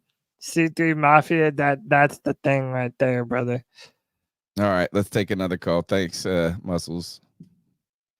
Podcast brothers, how y'all doing? It's G Cavassier. What's up, G? What up, G? Man, we all know that free agency is coming up. Let's talk about that Super Bowl. That Super Bowl was pretty damn good. And all people saying that shit was scripted and everything. No, the hell it wasn't. That shit wasn't scripted at all. And I said this last year, and I'm going to say it again. I am not a Brock Purdy fan at all. I don't like that dude, man. His team is damn stacked, and everybody's like, oh, God, he's the truth. But anyway, enough of that bullshit. Hey, man, you know free agency is coming up. And a player that nobody's talking about who I would love to see to come to Carolina is damn Devontae Adams out of the Raiders. Man, he will be an upgrade with the wide receivers because I don't know who the hell we're going to keep, who we're going to letting go. I don't know, man. And when it comes to Brian Burns, y'all seen a couple weeks ago, Baltimore wants him. They're willing to give up their first round pick for him or some shit like that. I think they're like a pick before us or something like that. Hey, if he wants to go to Baltimore, do it. And everybody talking about franchise tag him. I would not do that because I think that shit's like at $20 million, or a little bit over $20 million, just to franchise tag his ass. So I don't know, man. Give me your thoughts on that, y'all. Keep pounding. Yeah, a good time there, G, is when we just had that conversation about Brian Burns. And, you know, I guess their first round pick would be a late first because they made it so far, right? They were so good this season. AFC Championship game. But I know there's a real validity to people's positions that the Carolina Panthers just can't let every player go when they don't have any players, right? So like you don't have any good players, and the few good players you got, you can't move those pieces all away and expect to get better. But I think that we're going to have to start really truly looking at the Carolina Panthers as a long build now, right? Is that it really is about incrementally trudging forward at this point and getting better as a team, building around, because we want to talk about if that team is so stacked that Brock Purdy was on, we're going to need to start working towards getting stacked. And that's not something that you're going to just be able to do overnight in free agency in the draft. Is that we're going to be talking about a 3-year process of like really adding talent to the team. And then you don't want to pay somebody, or I think the concern would be paying a guy like Brian Burns. And by the time you get the talent that can surround him to where he can really become that elite player that many people believe he can be, he's either going to be looking for another contract by then, or past that or we missed the moment. Right. I think you kind of explained it with that's what I'm saying. It's like the hourglass has, the sand has run out. You have a time period that to sign your players and to get the most out of them and surround them with talent. And if you fail to do that and you're still rebuilding, now you're running into the same problem where you have to make a decision on Brian Burns and paying him a $25+ million contract when the biggest need in your organization is to surround Bryce Young with talent. You have to know what you have in Bryce Young. Tony, we gave up so much to get him. And yet, the entire argument amongst Panthers fans this entire year was, can you even make a fair evaluation of Bryce, given the offensive line in front of him, given the wide receivers that you had around him? We can't be having this same conversation at the end of year 2. Like, what would you rather do? Load up on offense around Bryce, at least get something competent on the offensive side of the football, then maybe spend the next 2-3 years of draft picks and free agency on the defensive side of the football. That's around that 3 to 4 year rebuild that you're talking about that the Panthers can't ever really seem to commit to. I think there's too many position groups that need to be upgraded to say you're going to load up on either side of the ball. I think you're going to have to incrementally get better on both sides of the ball, right? Like, we talked about the defense being potentially fool's goldish in one way. So the defense is going to have to get more talent on it from year to year to year. And the offense does too. I just don't think there's going to be an overnight sensation. And I know that that's what fans want. I saw your sparring partner, Monty, put out a tweet that said, this is how you basically attack free agency. You go get Calvin Ridley. You go into the draft and you double dip here and you do this. And you know what? There was no mention of the offensive line. And so what I think is the plans that people are putting out, that going and getting these weapons, surrounding him with weapons, that's not going to help him if he's getting murdered.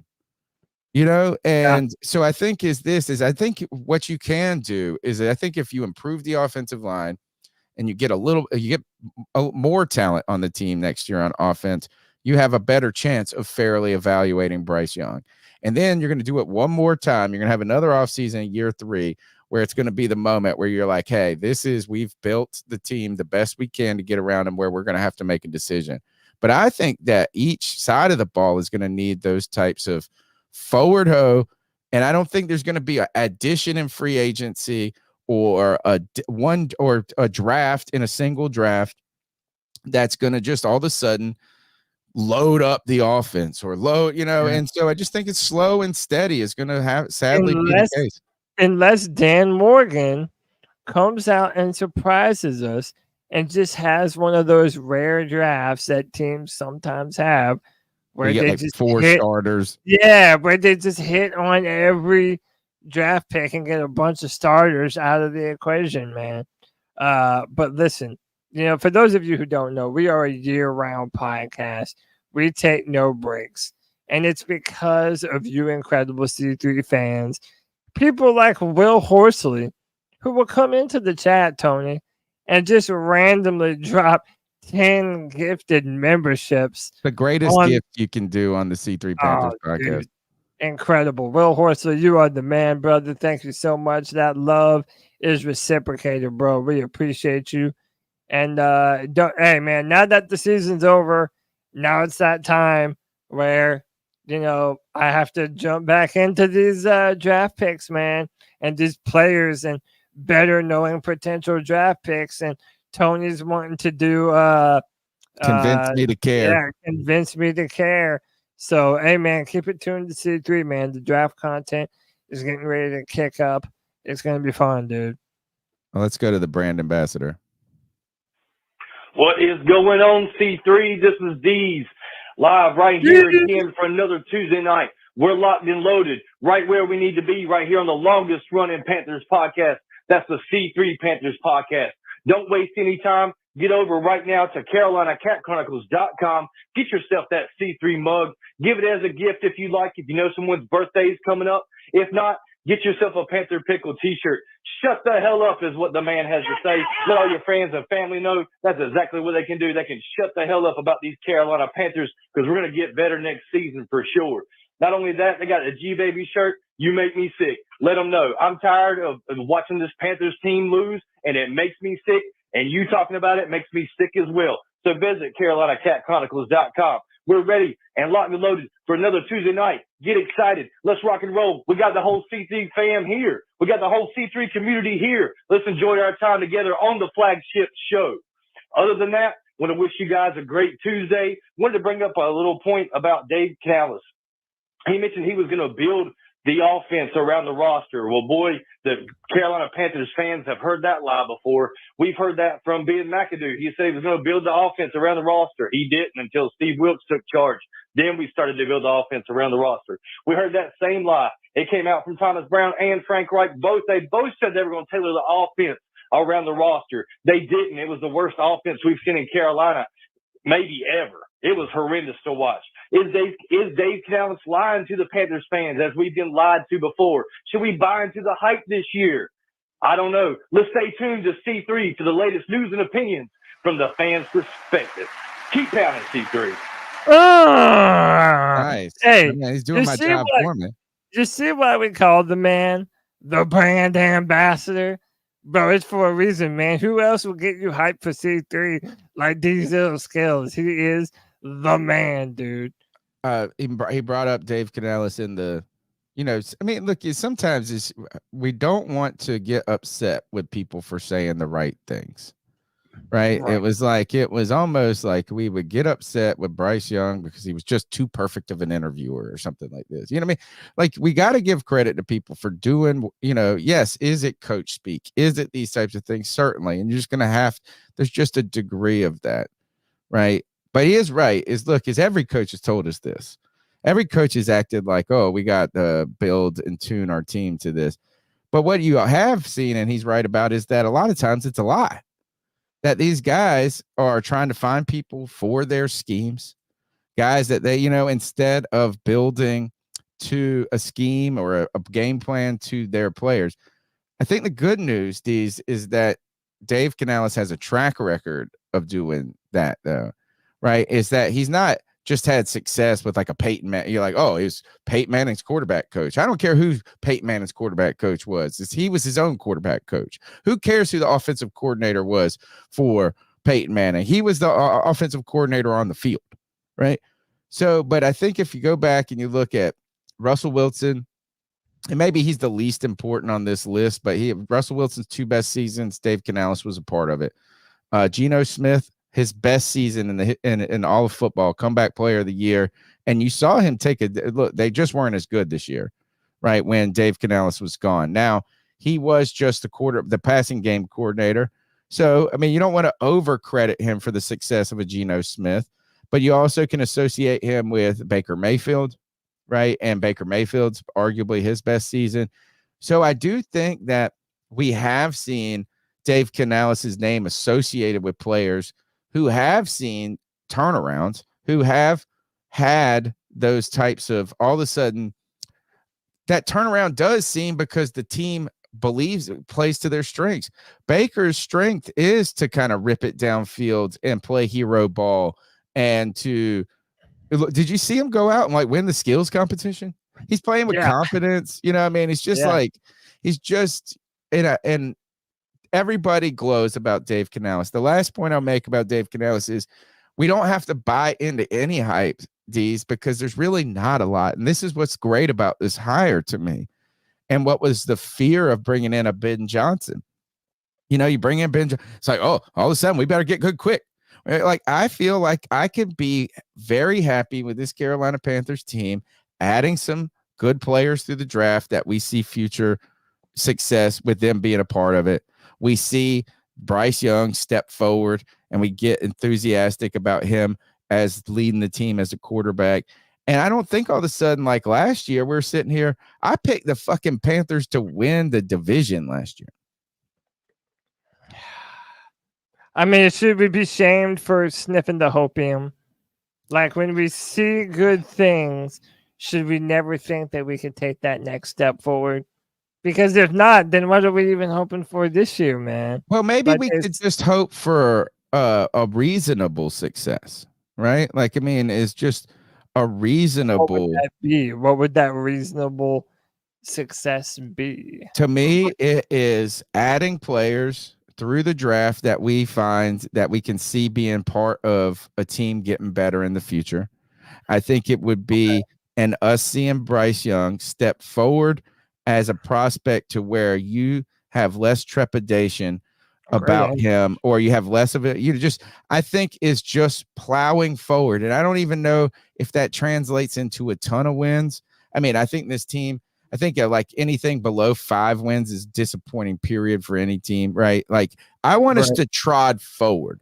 I don't need us to win the division. I don't need us to win the playoffs. Now, I'm not saying those things wouldn't be welcomed, right? Some progression. To see Bryce, to see shades of a superstar from Bryce, and I do mean superstar. It doesn't have to be that all year next year, but we want to see the types of plays reminiscent of what would be a first overall pick.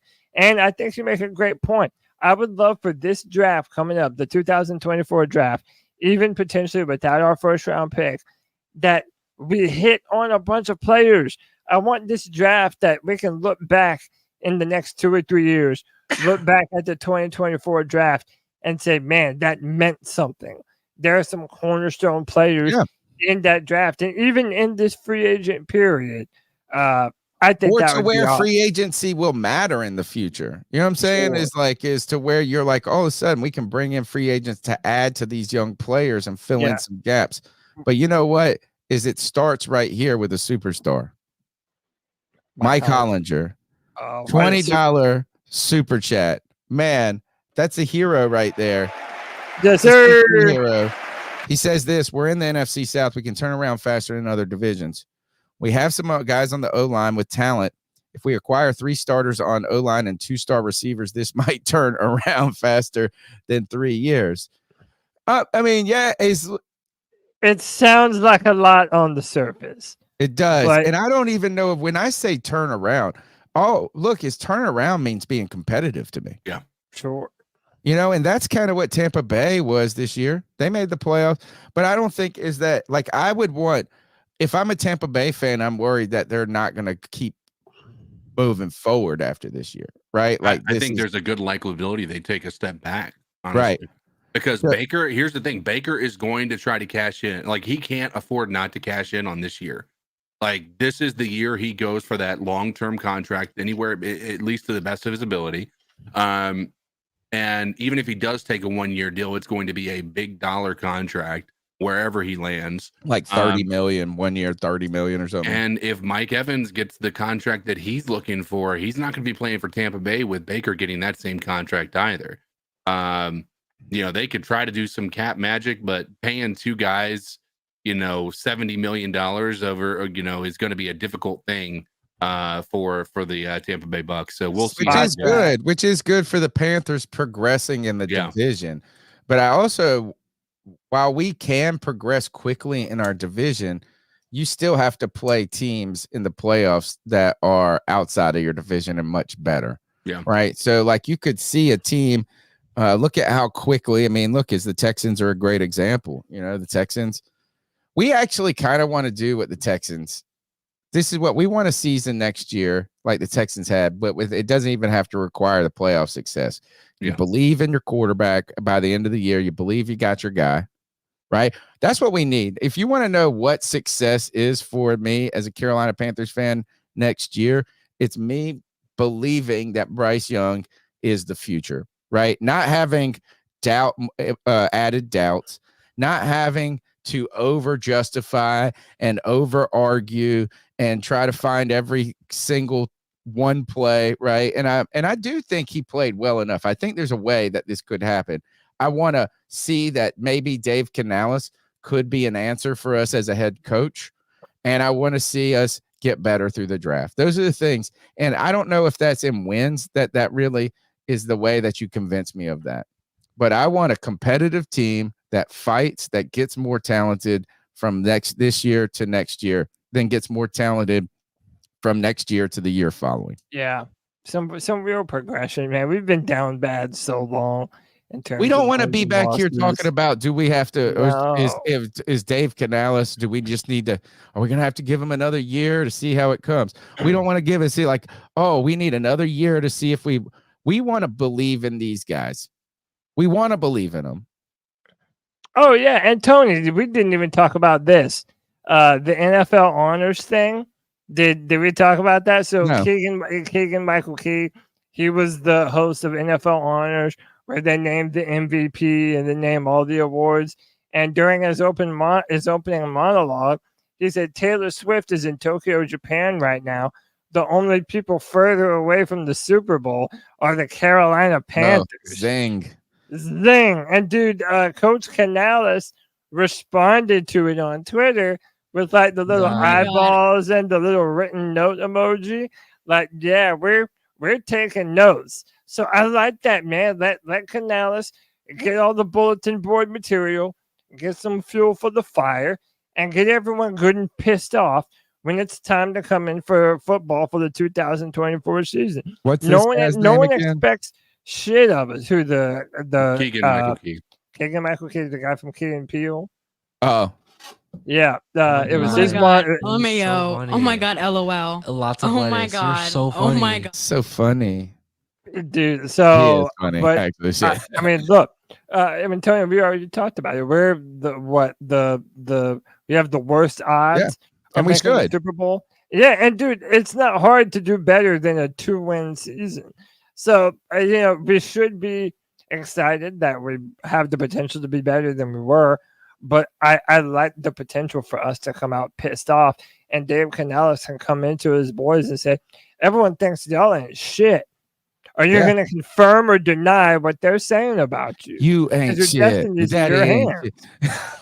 Yeah, man, get them mad, dude. Yeah, I mean, and that's why I think we're playing kind of finally with a little house money as fans. Yeah. Where we just don't have this unrealistic expectation. You had negative Greg. We had pessimistic Greg saying they were going to win 10 games this year.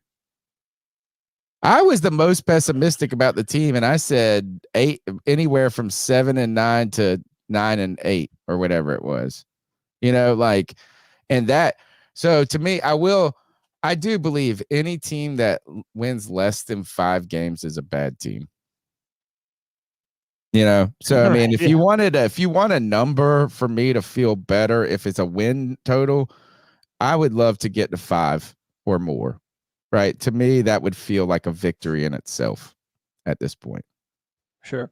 But all right, let's take another call. C3, hope everybody's having a great February so far. I wanted to call in Cody, Tony, Greg, DK. Love you all. Haven't called in a while, but you called me out last week in my text or in my comments, Cody, and I just wanted to kind of get back. I don't want to bring up old shit, but I told you, I mean, we shouldn't have traded the farm if your comp is Mr. Irrelevant. And I'm going to concede, all right, we have a 7th round quarterback in Brock Purdy playing like a 2nd or 3rd round quarterback. That's fine. You don't trade the farm for that. Tony, you talk about being in the desert and thirsty for a quarterback. Well, if you're walking through the desert, you do not trade your right leg for a canteen of water. And that's what we did. You trade your right leg for a medvac out of that fucking desert, back to America, let them patch you up from there. We traded too much. We weren't in the spot to do that, which leads me to where I really want to go. Enough with the old shit. Whatever comparison you want to make for Bryce. I know hope springs eternal in the off season, and that's our favorite part these last 6 years since David Tepper has taken over. But holy shit, we got a brand new coach that did his dog and pony dance, and it was great, and everybody's blowing smoke up his backside. Man, we have got a first-year coach that has 1 year of calling plays in the NFL. He's going to be calling plays for a second-year quarterback who is seeing ghosts right now. I don't know why everyone's so excited about this year. We have a front office. Man, I hope you guys get down on your knees and pray that Dan Morgan graduated from Hogwarts before he went to University of Miami to play football, because he and Megamind have some wizardry to pull off. Megamind. And 2 of our 21 free agents, and we're out of cap money. How are we going to shore up that front line? How are we going to shore up the defensive line? How are we going to bring, man, I don't know why everyone's so excited about this year. This is going to be a disaster. I'm hoping 2025 is looking like maybe closer to what the NFL wants every team to be, 8-9, 9-8, parity in the league. We've got a long way to go. D from Sanford, please talk me off this ledge. I love C3 family. I got you. I'm going to talk you off this ledge. The scenario that what's the coach in Los Angeles, the Rams? I can't remember his name for whatever reason. The new one? Yeah. No. Well, I mean, for the Rams, main head coach. McVay. Oh, Sean McVay. Sean McVay inherited a dumpster fire of a team in the Rams when he took over there. They had traded the farm away for Jared Goff. They didn't have anybody that was of note at that point in time. They might have 1 or 2 star players on defense or offense, but ultimately he had to build that team to what it was. Nobody looked at Sean McVay and said he is going to be what he became. Okay. So yes, we have an uphill battle. Nobody is saying next year is going to be the change that we're, that we hope it is. We don't know. Nobody knows. But I sure as heck am optimistic that we have a coach that has brought people in that have a unified vision to him, that took this job because of Bryce, not in spite of him. And so we may not be sitting in a great position. But I'll tell you what, I feel like our position can get better a lot more quickly than people expect. I do too. And listen, he talks a little bit about the comparison I was making between Brock Purdy and Bryce Young, and how if they were comparable, you wouldn't trade up to number 1 for Mr. Irrelevant. And there's nothing I can say to you, man. Until Bryce makes it good on that investment, there's nothing to say that you're wrong about that assessment. And at this time, I agree with you. Until further notice, I would not have made that kind of trade for Bryce. And that's not to say that he can't be good. With that said, there are certain trade one day in the future. Sure. He could be. And the other thing, right, I think, but hold on, let me just say this though. Him as Mr. Irrelevant. Maybe he just shouldn't have been. If you shouldn't have traded up for Bryce Young because that's he was his comp, underdrafted, then Brock Purdy is also shouldn't have gone last. Right, at 1,000%. How about this is fair to me right now? Bryce wasn't necessarily worth that number 1, and Purdy was better than 265 or whatever the hell it was when he was drafted. I think that's fair. However, we have to accept some of these things and move on with what the reality of the situation is. That's your quarterback, and now you're going to have to build around them. I think quarterbacks like Tua Tagovailoa and Brock Purdy should give everyone a little bit of hope that there is a blueprint to build the type of team that you need for Bryce to be successful. I also understand it's a lot easier said than done procuring a Tyreek Hill or a George Kittle or a Christian McCaffrey, so I understand that, but there is a way for Bryce to be special and to survive, and not even just survive, but to thrive in our offense. But I think he can be a lot better than those two players too, right? So is that, I mean, I think if that's the blueprint, is I see traits in Bryce Young that I think can be better than Tua. I think Bryce Young can be a better player than Tua. I do think that, but I mean, it is a hope thing, you know. I mean, but that's what that's what the draft is about. That's what, that's why we call them prospects. And if you are able to get a Calvin Ridley, who a lot of people think would be somewhere in our wheelhouse of players, I think that would be a good signing for us. Brandon, we'll go through that. Look, we got 3 calls left. Let's power through these 3 calls, and then we'll finish out with the free agency prospects. All right. Okay. Cool. What's up, C3? It's Tyler here. Been a minute since I've been able to call in and listen to you guys. Life's been crazy, so hope you guys are doing well. Biggest offseason priorities. It's got to be protecting Bryce Young and giving him weapons. I mean, I'm all about, and hopefully we can re-sign Frankie Louvu. Hopefully we can work something out with Brian Burns. But to me, you have to prioritize giving him for Bryce Young. Defense was great. Ezra Rivera did a great job with the defense, especially with the injuries. But didn't mean anything with Bryce Young getting hit as much as he did. I honestly, like, interior offensive line is the biggest thing.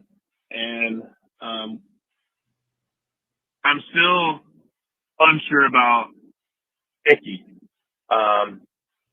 I think you have to give him some competition.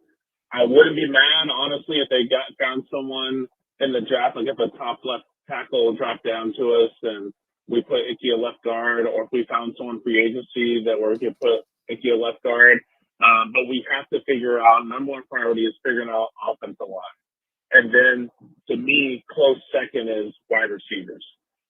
I don't want T. Higgins or Mike Evans if that means at the expense of the offensive line the way it was last year, because you're not going to have any time to throw the ball. You got to get Bryce Young time. You got to give this guy every opportunity to succeed and figure out if he's the guy or not. Because last year, you can't really tell me based on last year that, that gives me an indication of who Bryce Young is. You don't know.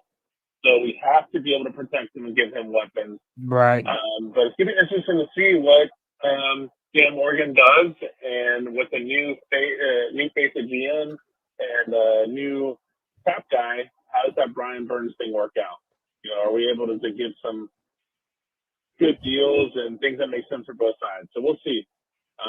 Looking forward to see what your thoughts are about what you think your biggest priorities are for what you think the Panthers should do. But good to talk to you guys. I hope you guys have a good night. Keep pounding.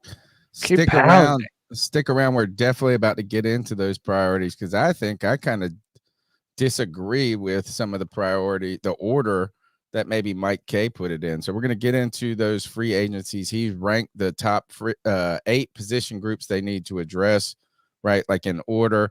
And we've got some free agent real targets in each. We're going to do 3 position groups tonight, and then maybe we'll do like 3 next week or something. See how it goes. So appreciate that call. We'll take these. We'll get these calls out of it, and a lot of these things we'll be addressing in the next couple of minutes. So stick around. Guys, it's Anthony from Charlotte. Hope y'all boys are having a good Tuesday. Quick shout out, Patrick Mahomes, young GOAT, best 6-year career, start to a career we've ever seen. He's inevitable. But on to the Panthers, man. Listen, I kind of touched on this earlier, and listen, I have no problem with optimism from fans, right? I have no issue with that. But the more I'm starting to think of, I mean, it's almost like these fans lose their minds every offseason. Like, you got people talking about how we could go after L'Jarius Sneed and that A.J. Brown's going to somehow make his way over here. And, you know, I even threw out Brandon Ayuk today, you know, as like thinking about it. But then I rewatched it and it said, like, if he's not happy in his situation in San Fran because they are not winning and he's not completely bought in, that made me think, why the fuck would he want to come here? Exactly. So all I'm saying is, guys, like, don't expect big time free agents again, man. We also don't have the most amount of money this year. I said this last free for all. Really, it's next year when we have money. But here's where fans need to understand, like, and this is a credit to G, baby. He's been saying this for weeks now, ever since Dave Canales and Dan Morgan got hired. We need to build through the draft. You need to acquire as many picks as you can, get a bunch of homegrown players here I agree. on rookie deals, because that's the best way to find young talent. I'm sorry. Like, we are not a free agency destination. And this is the other thing. For all the Dan Morgan fans that I keep arguing with saying, oh, well, he may go out and make a splash play. What the fuck are you talking about? We need this guy to actually hit on some damn draft picks. Because Amen. if they can't do that, then what is the point of Bryce Young even being here? We don't know what we have in the kid yet. I don't care that people are calling him a bust. That is a bunch of bullshit. All we want to see is what do we have in this kid so that we can make a proper decision, because I know the fan base is going to cream for another quarterback the following year. Not like that's going to fix half the problems we've had here. But still, like, this is just, we need to hit on draft picks. We need to trade guys like Brian Burns. See what you can get for Chin. See what you can get for Jackson. Flip those guys for picks and draft your own players. And if they can't draft good players in like even if Bryce gets another year here after this upcoming year, and we still don't know what we have in it because the fucking roster sucks, because our last general manager traded our best players away, then it's a complete failure and everyone should just go at that point. I'm sorry, I'm raging here, guys, but I cannot stand how these fans are so delusional sometimes about the most simple concepts of this football team. But hey, those are just my thoughts. Anthony from Charlotte, keep motherfucking pounding. Damn, Anthony said y'all got a smooth ass brain. He brought the fire. That's so my I call agree. tonight. I agree wholeheartedly, and I want to address this up front. I think the only priority that we need out of Dan right now is to show that he can draft. That has been where we have missed a lot over the past 6 years, is our ability to draft players and develop them into competent starters on this team. I do believe, I mean, we're going to have to, sign free agents. We don't have to necessarily go big splash free agency. We can probably get some quality players that will allow you to do what he's talking about, and that is build a team that is somewhat competent to show you what Bryce can do. And if we can show that Dan Morgan can draft next year, we have a first round, and we have all our draft picks next year, and then we can start to move all those big pieces that we think are going to be necessary for Bryce's development, like a star wide receiver or whatnot. But right now, the offensive line has to be priority. Teams that feel like they win in April or March in free agency rarely win when it matters in February. If you're going out and making a splash in a trade and you're acquiring people or making a splash in free agency, it should be because you believe those players are going to get you to somewhere quickly, right? And we ain't going nowhere quickly. And this is kind of where I had an issue with Monty's tweet, where he said this. He said, extend Louvu, tag Burns. All right. Sign Ridley. Do everything you can to get Jair Alexander. Double dip at wide receiver in the draft. Add another running back in tight end. I just think this is like, it's too like having to go on. You're basically building a brand new team in one season. It's not a reason. It's not reasonable to expect that to actually take place. We need players. You know who the type of free agents we need? Rasul Douglas. Remember when Rasul Douglas came here and played well for us, and then he went to Green Bay and played well for several years. Now he's like, we need players like that are going to come in here and play better than what we pay them. And because we have too many holes. So and the draft it's absolutely right. We are not, when we start talking about the position groups, guys, in just a moment, you're going to realize there are so many holes you can't fill them in free agency and the draft this year. This is a multi-year process, but this is where it is. It's about starting to build around things that you believe in, creating a vision, and also finding out. We need to find out this year, to me, is finding out if Bryce Young, if he gets closer, if he progresses, then I think we go, all right, We don't want that cream your pants conversation that he was talking about quarterbacks to keep existing. If he gets better, we can get more comfortable with that quarterback position.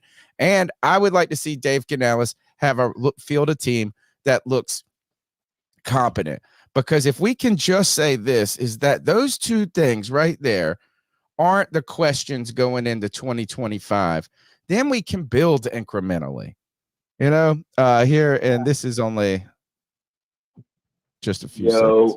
What's up, C3? Cody and Foster, Tony Dunn, and it's only 19 wanted to call seconds. say what's up, man. I mean, I don't got no shit to talk about tonight, but I'm just calling to say what's up, bro. All right, man. Man, good to have you listening to the C3 Panthers podcast, the longest running Panthers podcast on the interwebs. That's right. We've done 10 full seasons, haven't missed a week in 10 years. Occasionally had to move the show to a different day and time to account for that. But we're here week in and week out. 9:00 Tuesday nights is our flagship show, the C3 Panthers podcast. Friday Night Free for All has become an entity of its own, right? It is. Cody, I don't know how you had the vision with the name and the vision, but it went right. I mean, the only other thing is you could have called it the C3 Royal Rumble. Is the only thing that would have been closer, that could have compared with that title. But we're here. We're on iTunes. We're on Spotify, wherever you get your podcasts. Like, subscribe. Look, this is the starving time for football podcasts, and we need you guys. We need you to lock arms, continue to call in, subscribe, tell your friends about the show, and recognize that this is the type of time where hardcore football fans dig in, trench in, and actually get even more into football. So we're here for it. Cody, we have a lot to do when it comes to this team and building this roster. Mike K put up this. He said in his story on Charlotte Observer, he said he ranked the 8 position groups. I'm going to ask you guys this. If you're going to say the 8 position groups that the Panthers need to, and I'm going to read the title clearly. I want to make sure I don't screw the title up to see exactly what he said. And I wonder if it was just through free agency. Where is it? What would you rank the 8 needed, the 8 groups, or you don't have to do 8. What are the top 4 or 5 groups that you need, the Panthers need to upgrade in free agency? Offensive line. Okay. Defensive end, wide receiver, tight end, linebacker, safety. Okay. Cody, go ahead. And here is his wording. So it wasn't just free agency. He said, here is a ranking of Panthers' top 8 needs entering the offseason. All right. So you go ahead, Cody. I mean, listen, how do you not say wide receiver? I mean, I really think that has to be, it has to be in consideration. I mean, I'm thinking of names like a Calvin Ridley, a Tyler Boyd, Gabe Davis would even be in our wheelhouse, and guys that would be good for us. And then another one, and shout out to Panther Pickle because he's been on this a lot too. That linebacker position, man. We need more help at inside linebacker. Shaq Thompson's getting older. I don't even know. I mean, I think he's under contract. Yeah, I don't even know if he is under contract. I don't know if I believe he is. He's not on deal he's done. I don't believe he's on the free agent list. I did put it up here. I can check it out. But yeah, I mean, that linebacker core, that's been so terrible for us. We haven't been able to really replace the absence of Luke Kuechly and Thomas Davis in the middle of that linebacking core. I think that's also why Frankie Louvu is such an important piece going forward for us. Too. And I mean, we've even been having the discussion on the free for all, Frankie Louvu or Brian Burns, who is the more important re-signing for the Panthers. And you would be surprised how many people are on the side of Frankie Louvu. Palmetto Money, C3 super fan. He says 8 groups: wide receiver, linebacker, defensive tackle, cornerback, defensive end, tight end, offensive lineman, punt returner, safety is his order. When you start to hear of some of the needs on defense, you're going to be kind of floored, right? Like what the Carolina Panthers are having to do when you talk about those needs at linebacker, when you talk about the defensive front, then when you talk about, hey, what is going to go on with these cornerbacks? I mean, who is even going to be the quarterbacks? Is this J.C. Horn and Dante Jackson or bust type season? This is how this was Mike K's ranking. He said wide receiver, then he went offensive line, then he went edge rusher, then he went cornerback, tight end, defensive line, inside linebacker, and running back were his top 8. All right. So let's talk about the wide receiver group, which he ranked number 1. He wrote this: the Panthers need to surround second-year quarterback Bryce Young with competent weapons. While Adam Thielen surpassed 100 receptions and 1,000 receiving yards last season, he was the only consistently effective outlet for Young during a forgettable rookie year. Fellow 2023 draft pick Jonathan Mingo struggled to find consistency and the end zone during his initial campaign. With new leadership in place, it'll be interesting to see how last year's second-round pick is used. DJ Chark, Laviska Shenault headed towards free agency. Terrace Marshall Jr.'s future uncertain. While I understand that wide receiver group is like I can see why people think this is a need, I don't see how the wide receiver group can really get worse. I think we could go and find anybody off the street and it be easily replace Chark, Shenault, Terrace Marshall. Dude, like losing those guys doesn't even make me it doesn't worry us. Yeah. Yeah. No. It doesn't Spot worry Rack had DJ Chark at $10 million. Oh my evaluation God. for a $10 million a year. Yeah.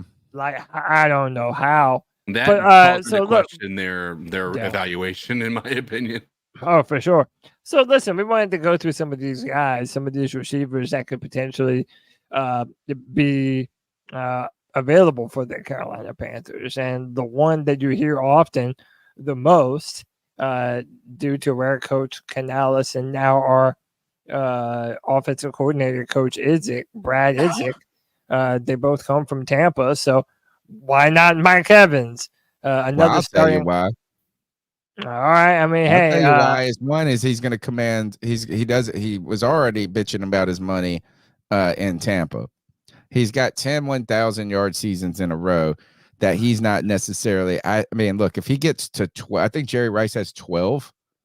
So like the record is in sight. So for him, I think if anything is that he's going to be looking to go to a team. I could see him. His argument for the Tampa Bay Buccaneers was this: is I don't think we're going to be all that great necessarily.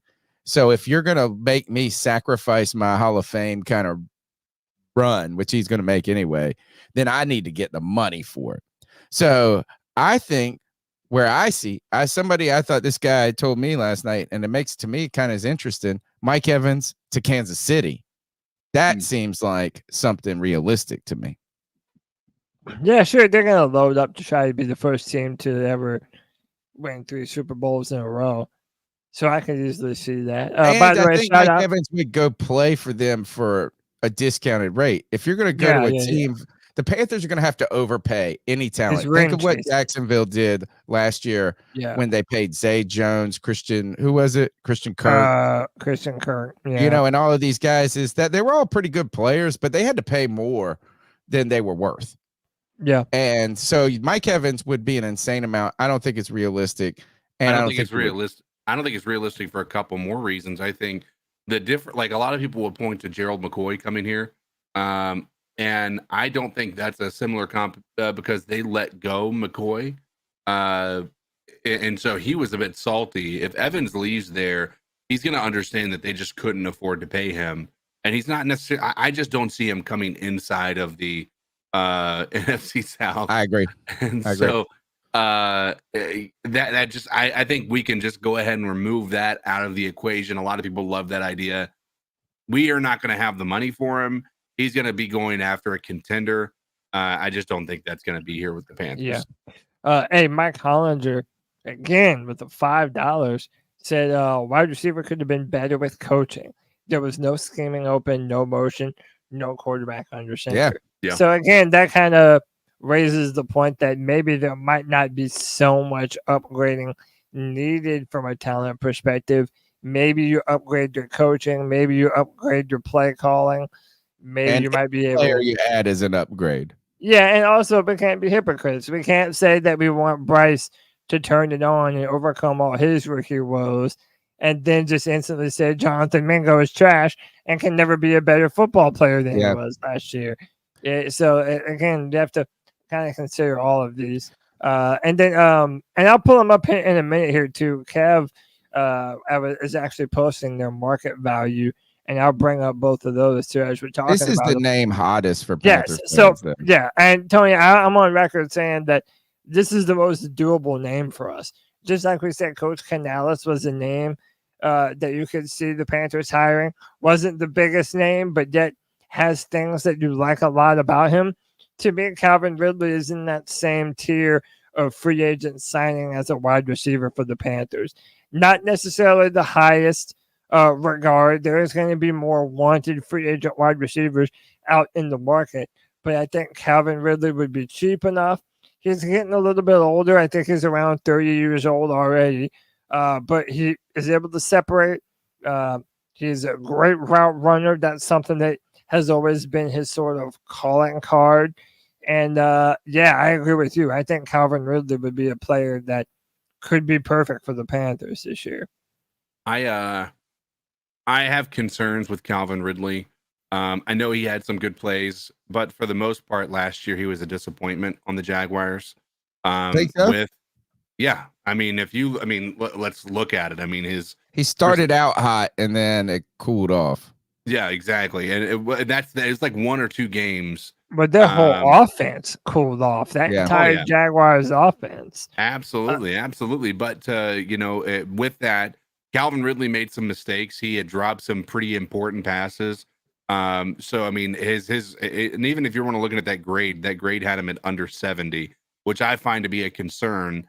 Coming from a team that's probably got DJ Chark ranked right there with him at that rate.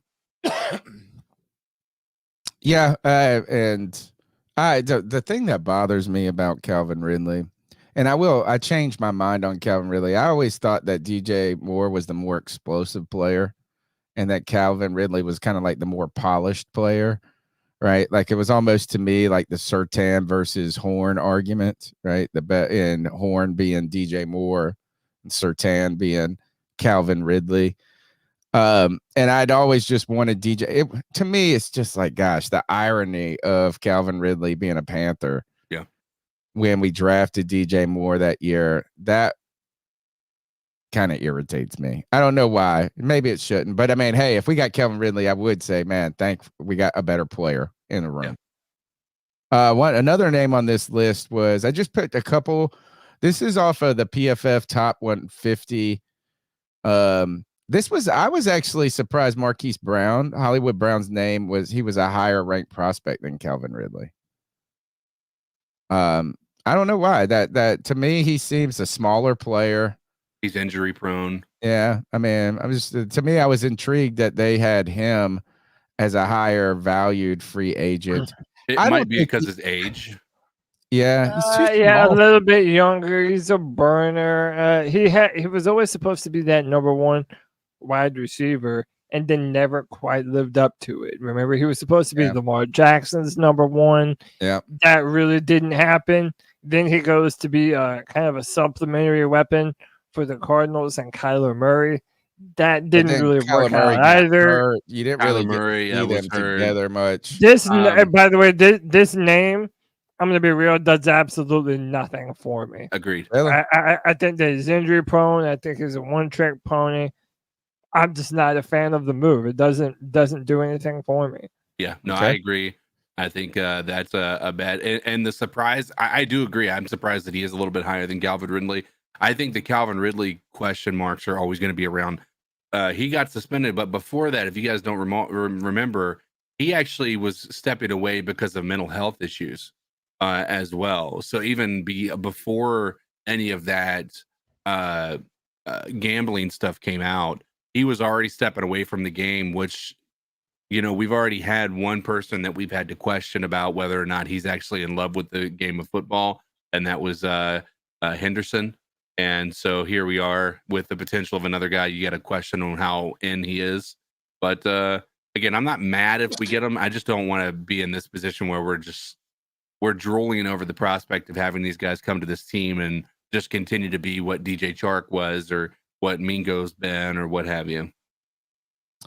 There's two other names that I brought up that some people throw out as reasonable. This was and again, to be honest, I'm a little surprised in the ranking of these. Darnell Mooney is higher on the list than the next name, which is the next name on the list is Gabriel Davis from Buffalo. So it seems like these kind of players are both similar to me, and I might be wrong. Darnell Mooney they have a comp to him. He's like kind of like a Emmanuel Sanders like player. Gabe Davis, their comp is Devin Funchess. Yeah. Is he that big? Yeah, he's a pretty tall. He's a big body receiver. I thought he was a far better wide receiver than Devin Funchess ever was. I must be thinking of somebody different. Cody, I thought he was I don't a know. smaller guy. I don't know. Gabe 6'2", Davis, 210. Okay, yeah. Dude, I would take Gabe Davis on every day that ends with a Y over Devin Funchess. Gabe Davis is only the only reason people know Gabe Davis's name is because his performance in that AFC Championship game against the Chiefs, where he had 4 touchdowns. Outside he had of that, a good season though. He's been the most. He was the most dependable postseason wide receiver on the Bills. I feel the past 2 years in a row. He had 746 yards and 7 touchdowns. He was decent. Again, question mark. He was okay, and I would argue go look at Devin Funchess' career and tell me that doesn't look eerily similar to his career as a Carolina Panther. Yeah. And tell me that Gabe Davis is a significant upgrade with having one of the best quarterbacks in the league and Josh Allen throwing to him. I tell you this, if it was the beginning of 2016, we wouldn't be shitting on Devin Funchess. You know, we've been talking about how a rookie came out and made a big, had a season. Devin Funchess just didn't pan out. Gabe Davis, though, might be. I think these two players, and I went down and I scrolled. These are the guys that I think the Panthers are eligible getting more so than the Calvin Ridley, the Hollywood, or I would say like trade him for everybody wants to from Cincinnati. Tyler Boyd. I like T. Higgins. Yeah. Tyler Boyd is another. This is an interesting name to me. This would make me kind of excited, but I wonder, is Tyler Boyd? He's a slot receiver, right? Yeah, but but that too. One of the things that I've heard that I'm hopeful with Mingo is that the reason is that his natural position is more of a slot receiver, but Thielen was clearly better, and that's what Thielen's net position is. So, we don't need to go and get a player that's just going to continue to push Mingo into a position of failure. So that's my only concern with getting a guy whose natural position is in the slot. Go ahead, you guys' thoughts. I'm surprised Tyler Boyd isn't higher on the list. Tyler Boyd is a name that a lot of people have been kind of mentioning as a free agent possibility. But to me, it's kind of like how you feel about Gabe Davis is how I feel about Tyler Boyd. He was the third option on a good team. It doesn't necessarily move the needle a ton. It just sucks that this is who Panther fans. No, Pittsburgh. Okay. ACC though. Okay. But it sucks that Panther fans feel like this is all we're capable of doing. Like these are the only types of wide receivers that would want to come here. How does that feel bad? I think that's true. Afford. Yeah, but how is this a meaningful? What is a name that is we can't. Mike Evans unrealistic. Calvin Ridley is touching your ceiling against it. And then here, the other one is I saw a name floating around. Do we have the Brandon Ayuk? Brandon Ayuk ain't gonna want to come here. He'll come back to the 49ers. Yeah, or he'll go to the Chiefs. So I just, Cody, I'm actually one of those people. I think those are the type of names that we would be eligible for. No, I'm not disagreeing with you. I'm saying that it's sad. That's a sad state of affairs because I don't think that any of those wide receivers like upgrade us a tremendous amount. Oh, No, I think so. absolutely not. I think they're automatically better than everybody on the team. Out of all those names that we mentioned, who's the biggest upgrade? I mean, obviously Mike Evans would be the biggest upgrade, but Yeah. that's out of the realistic options. I would say, again, I don't think Calvin Higgins is a Ridley realistic. Yeah, would be big. but that's assuming that we're like he's right on the edge of being on the list of people that we can sign. I don't know that he would be able to. I'm curious as to what his market would actually be, because it can't be a substantial number, right? I mean, maybe I don't know, what did this spot track have him at? I think Gabe Davis is For what interesting. player? For oh gosh, Calvin Ridley. Ridley.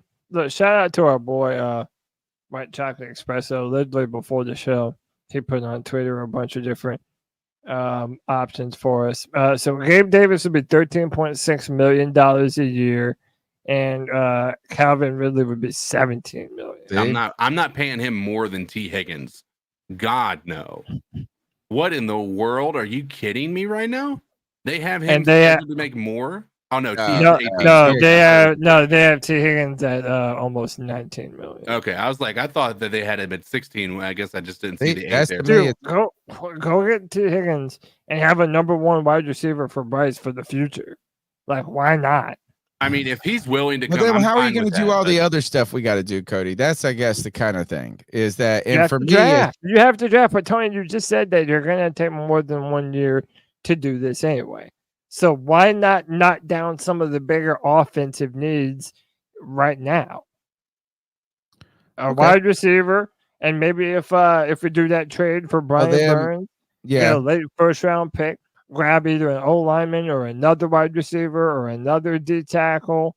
You know, well, that might be, and I think the value of that position, your position there is like, instead of us just, like if you're at Christmas, instead of getting a bunch of $20 gifts, just buy me the PS5. I also don't want to give up and no gifts. I don't need my stocking stuff. Just give me the PS5. No other gifts, instead of a bunch of nice, somewhat good gifts. I'm not giving up on Mingo either, by the way. I'm not either. I agree. You can't do that after 1 year and all that turmoil we had. He's such a punching bag for Panther Nation right now. But we literally have no choice. I mean, if you want to give up on him or not, he's going to be a Panther for the foreseeable future. Yeah. So, well, I mean, I think there's still optimism around him being able to, do something more substantial. I'm hoping that the offense Dave Canales brings is going to be a lot more friendly to these wide receivers, not having predictable routes and what have you. As one of the callers or maybe somebody in the chat was talking about having more motion and under center, where I think that Bryce Young actually had most success last year was under center as well.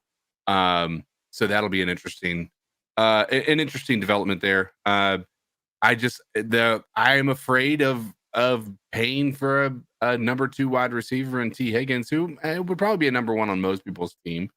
I just don't think that it's something that I could see logically working out. I'm still of the mind we've got to draft the majority of these high dollar positions instead of trying to pay these guys who, by the way, would have also been considered unlikely to be high paid wide receivers coming out of the draft. Yeah. To me, though, is that while I can understand getting Bryce weapons is going to be important, I like the idea of getting one shiny toy rather than a bunch of just meh toys. Yeah, that's what I'm saying. To me, though, Cody, is that this next group, which Mike K ranks as the number 2 need to improve this offseason, and that is the offensive line. He said the entire line is named as a major need because significant change is coming to the group. New offensive line coach Joe Gilbert needs to figure out strategies at multiple positions as the offensive line struggled mightily last year. With Taylor Moton, he later writes, performing admirably at right tackle, Ekwonu could, in theory, be moved to guard after a forgettable season. I That really hope so. potential would make for a shakeup of a couple of jobs on the line, as the Panthers don't have a surefire backup plan at left tackle on their roster. Left guard Brady Christensen, who missed all of one game last year, could be an option, even if that might underwhelm onlookers. He goes on to say, looks like the Panthers are going to retain Bradley Bozeman, barring some new competition. Right guard Austin Corbett had a strong first season in Carolina, but is now coming off of back-to-back knee surgeries. He had another knee surgery? Yeah, he re-injured it? I don't know if it's the same knee or not, but yeah. But I think it was it might have been an MCL this time as opposed to the ACL. I could be wrong. The Panthers it was on. You're right, and it was on the same leg too. The Panthers won't have a ton of options at left tackle in free agency, as good or great tackles rarely hit the market, but they could look to upgrade the guard spots in the mid-tier of class. To me, Cody, I don't think the Carolina Panthers can afford to just hope that they find a guard in the draft that can start in this league right away. I think we got to add some bodies, some proven bodies to the stable, even if Ekwonu were to work out at left tackle, even if Brady Christensen comes back and continue to play better from each year that he did. There are too many questions in the revolving door of guard, problems at center with Bozeman, and the lack of continuity of that line. And Moton is just going to get older. This Panther team, the mistake they made last year was believing that the starting line would be the starting line all season. And then remember how they drafted, how many people told us we should be high on that guard from NC State and all of this? The Panthers cannot afford to just go out there, trot the guys out there, and bring in a second or third only to add to their offensive line. They're going to have to go and get some veteran presence, and they might not be the best in the league, but we need some bodies and some guys that can play, because if it doesn't matter if you got freaking T. Higgins, if Bryce Young gets murdered back there, it's all for nothing. A wrap. It's all for nothing. Tony, I'm so selfish. I so badly wish there would be some vindication for me, who has been shouting at the top of my lungs to move Ikem Ekwonu to left guard and to give Brady Christensen a chance at left tackle. I know that it probably isn't going to happen, but damn it, I wish even if it did happen, we still need another guard or two. Yeah, we got to be able to account for injury. And here are some names: Tyron Smith, tackle. Tyron Smith, when he's healthy, he's an impenetrable brick wall as a blindside protector. No matter the matchup, Smith playing through nearly the entirety of his 8-year extension signed in 2014. He agreed on a 1-year revised deal in 2023. Smith outplayed that deal once again, but he might be focused continuing to keep his career with the Cowboys or chasing a Lombardi a la Andrew Whitworth. So that is one of those guys that maybe is unaffordable, won't leave, or won't come to the Carolina Panthers. Well, right. So that's why he's number 14. Take spot rack for what it's worth. They have him as a $7.4 million average annual salary. And to me, if that's true, I'd fucking do that in a heartbeat. Yeah, I would pay him $14 million before I would pay Calvin Ridley. Yeah. Yeah. I mean, I would do more for our team this year in a 1-year, 2-year deal. I would double that number for him. Dude, I mean, hey, but why do it if you don't have to? Dude, if you can get Tyron Smith, well, you will have to, because it's Carolina. They're gonna have to overpay. So go ahead and add 40%. I'm hoping that it won't be too much more than that, though. Man. That just sounds cheap to me. Dude, but he's like, how old is the dude? He's like 33 years old. Yeah, but Whitworth and them, Russell Okung went and had 4 more years of great play with him. Dude, that's 12 years at left tackle. Dude, I'm not trying to pay him a ton. If it's around that ballpark right there, I'd love that for us. I would do that in a flash. All right. Well, who's next up on the list is, and that's the belle of the ball when it comes to left tackle. I really hunted down guards. Robert Hunt from the Dolphins. The Dolphins have a lot of players that they're gonna on their offensive and defensive fronts that they got to re-sign. So some of these guys are gonna have to end up walking. He was a name. He says that he could be interested in hitting the market because he's got a good sample size of good play. He's 6'6", 335 pounds. Got his start in the NFL at tackle. He's played both and held up admirably, but he found a home in the past 3 seasons at right guard. Was a great fit in the team's zone rushing attack under Mike McDaniel. So there's a name to keep an eye out for the Panthers.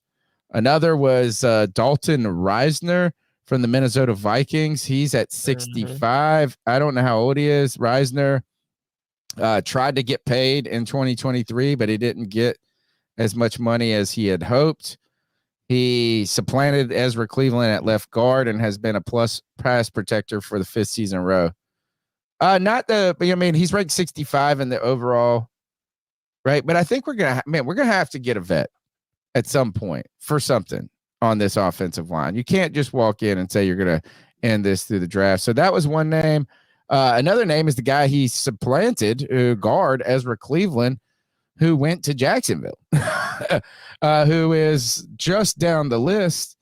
And it seems like Cleveland is one of those guys that's kind of a savvy offensive lineman, but not necessarily a dominant one, right?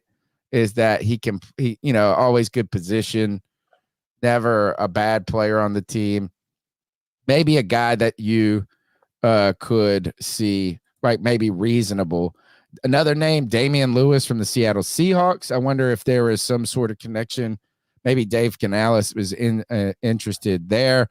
I has trouble with faster interior linemen, but we need guards. We need some big boys up front. So those were some names that stuck out on the list to me. Number 3 on Mike K's list, unless you guys got anything to say about the guard. How do you? No, our boy Kev is kindly supplying some market values for all the boys that you're mentioning. Okay, so, cool. Let's see what we got. Yeah, Damian Lewis, guard, 7.4 million listed as his average annual salary. We already did Tyron Smith. Dude, I didn't know there'd be that much. Ezra Cleveland is being listed at between. These guys are 25. That's the thing. They're younger. They're a little bit more. They're trying to get their first deal. True. So he would be almost 14 million. Robert Hunt estimated at almost $12 million. And Robert Hunt. Nice. Yeah. Thanks, Kev. That's a big support. Let's look at the Army coming through. Dude, strong. And the last position group we'll talk about tonight that Mike K wrote about was edge rusher. And when I read this first sentence, I thought, how is this not the number 1 group? It says the Panthers' top 3 edge rushers are set to become free agents in March. And while Brian Burns is likely to receive the franchise tag, the group's outlook is still somewhat bleak. The Panthers could try to sign Yetur Gross-Matos and Marquise Haynes to short-term deals for the sake of continuity after both battled injuries last season. With defensive coordinator Ejiro Evero expect to return, Gross-Matos' versatility usage can continue if the front office elects. This is kind of like with the wide receiver group, man. Is like, I think I'm not going to be excited. Like, I think YGM, I would be okay with him coming back. I'm not interested in Marquise Haynes anymore. I'm sorry. Everybody's told me. And I feel bad. I mean, but just battled. Well, but also, how long have we made that happen? I mean, he was drafted 2 years before Ron Rivera. It's been a long time. Fired. Yeah, it's been a long. And I know he's worked hard and then this and that, and he's played and showed some stints, and we all want him to be Mario Addison. But I ain't trying to just bring back this 3 and run it back. Yeah. I mean, Derek Brown, Brian Burns, and YGM. I mean, we've already done that. It's time to kind of do something different. Now, Tony, talk about this a little bit because I even have something of an update. Yeah, because this is because it's bad sourcing right here. Ian Well, Rappaport. but then I have an update after this too. Oh, really? Oh, yeah. wow. Rap Sheet reported this earlier. He reported this 2 days ago. He said sources Eagles All-Pro edge rusher Hassan Reddick has received permission to seek a trade following another disruptive season featuring double-digit sacks. The 29-year-old with 27 sacks in 2 seasons in Philly could land elsewhere. And then Mike K with the tweet of the week for me. He said, Dan Morgan has the opportunity to do the funniest thing. And that would be trade for Hassan Reddick. Yeah, that would be the best thing ever, dude. But I heard this is I saw Reddick came out and said that he didn't ask for a trade and he wants to stay. Philly. Yes. So is that your update or is there another update? Yeah, no. So my update is that he would then went and put on his Twitter. He said, never ask for a trade. However, I do understand it's a business. Preparing for whatever is next. Or Hassan Reddick. Nobody ever. All he does is put up ball numbers, out. All it is and is nobody ever wants him. Dude, he's literally one of the best pass rushers in the NFL. Look, we could make this right. We could make this right. We could make this right. He has been the best pass rusher on the Panthers the past 5 years, and it's not even close. And he hasn't even played for us for 2. Yeah, dude, that's what I'm saying, dude. I never wanted to let go of Hassan Reddick. I'm a firm believer that year that Brian Burns made the Pro Bowl, it should have been Hassan Reddick that made the Pro Bowl. I believe is comparable to a Von Miller type. Like the dude is that good as a pass rusher. And if you were able to sell me on the potential of Brian Burns and Hassan Reddick in the 3-4 and Derek Brown, and you add another D lineman, bro, that I would jump all over that, man. I would love it. I mean, that would be. I mean, we were cooking. Both of those guys were cooking. Bring them home. Do it. The problem is that he's the most dominant player on their defensive line. So if you think you're getting him for less than a first, you are out of your mind.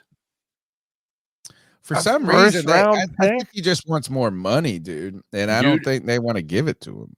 Dude has 27 sacks in 2 years. Yeah, it's insane. He has been the only person on that defensive line that has been consistent year over year so far in 2 years there. The dude is absolutely worthy of a first round pick. The argument you would have is Brian Burns is worthy of a first round pick. Why the hell wouldn't Reddick be? The real C3 AP says give Reddick what Burns wants. Dude, that would be some shit, wouldn't it? Let's go trade for Alex Highsmith. Plays for the Pittsburgh Steelers. They just signed him. He's a UNC Charlotte guy. Yeah. Oh wow. Was he UNC Charlotte? Yeah, dude. Grew up a Panthers fan too. All right, so here's some names in free agency. One that I was completely down on before the Super Bowl, but had a good game. Chase Young had a good game in the Super Bowl. Says finally healthy in 2023 after spending the better part of 2 seasons recovering from a torn ACL. Young exploded early in the year and finished among top edge defenders in pass rush win rate on the season. Strong run defender as a rookie. Young does lose contain. I didn't like this name at all. 2 weeks ago, but now you do. I don't like it. But I would just say is maybe I drew too much of a opinion on him based on the one game I saw him look like crap and play lazy. I think I heard somebody say that Chase Young is going to have to do kind of what Jadeveon Clowney did at one point and go out and be a 1-year mercenary. Yeah. I mean, he's at that time. He's gonna have an identical career to Clowney, in my opinion. And that's the irony of that. The next on the list that I brought up was Jadeveon Clowney. And you already know that Kevin's on board. Yeah, Kevin's been wanting to bring Jadeveon Clowney here for 2 years now. So, dude, I'm down for it. Even like a fighter for hire situation where you could go and grab a Jadeveon Clowney, a Leonard Floyd. Dude, Clowney had a better pressure percentage this year than Burns, I believe, or pressure, or one of those stats. He had better numbers than Brian Burns. The next name on the list is the one that intrigues me the most. The most? Yeah. Zadarius Smith? I'm not mad at that. He was traded from the Minnesota Vikings, Cleveland Browns this past offseason, revised his contract, converting it into a one-year pack for $11.6 million. He vastly outplayed it again. Smith has size and explosiveness to rush from A gaps out to a 2-point stance as a stand-up outside linebacker, and he's earned a pass rush grades above 80 in all of his past 4 seasons. His kind of player comp, they said, was Robert Ayers. But to me, this is, and I want to see how old he is. There he is.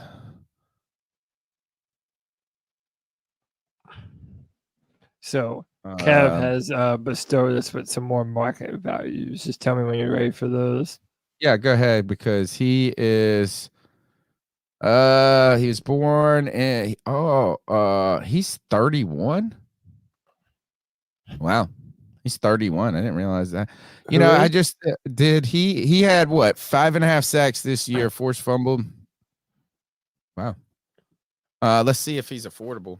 All right, so a few of the names that you mentioned, Chase Young is looking at a $13 million per year contract, which again, kind of steep for me, but I understand the upside.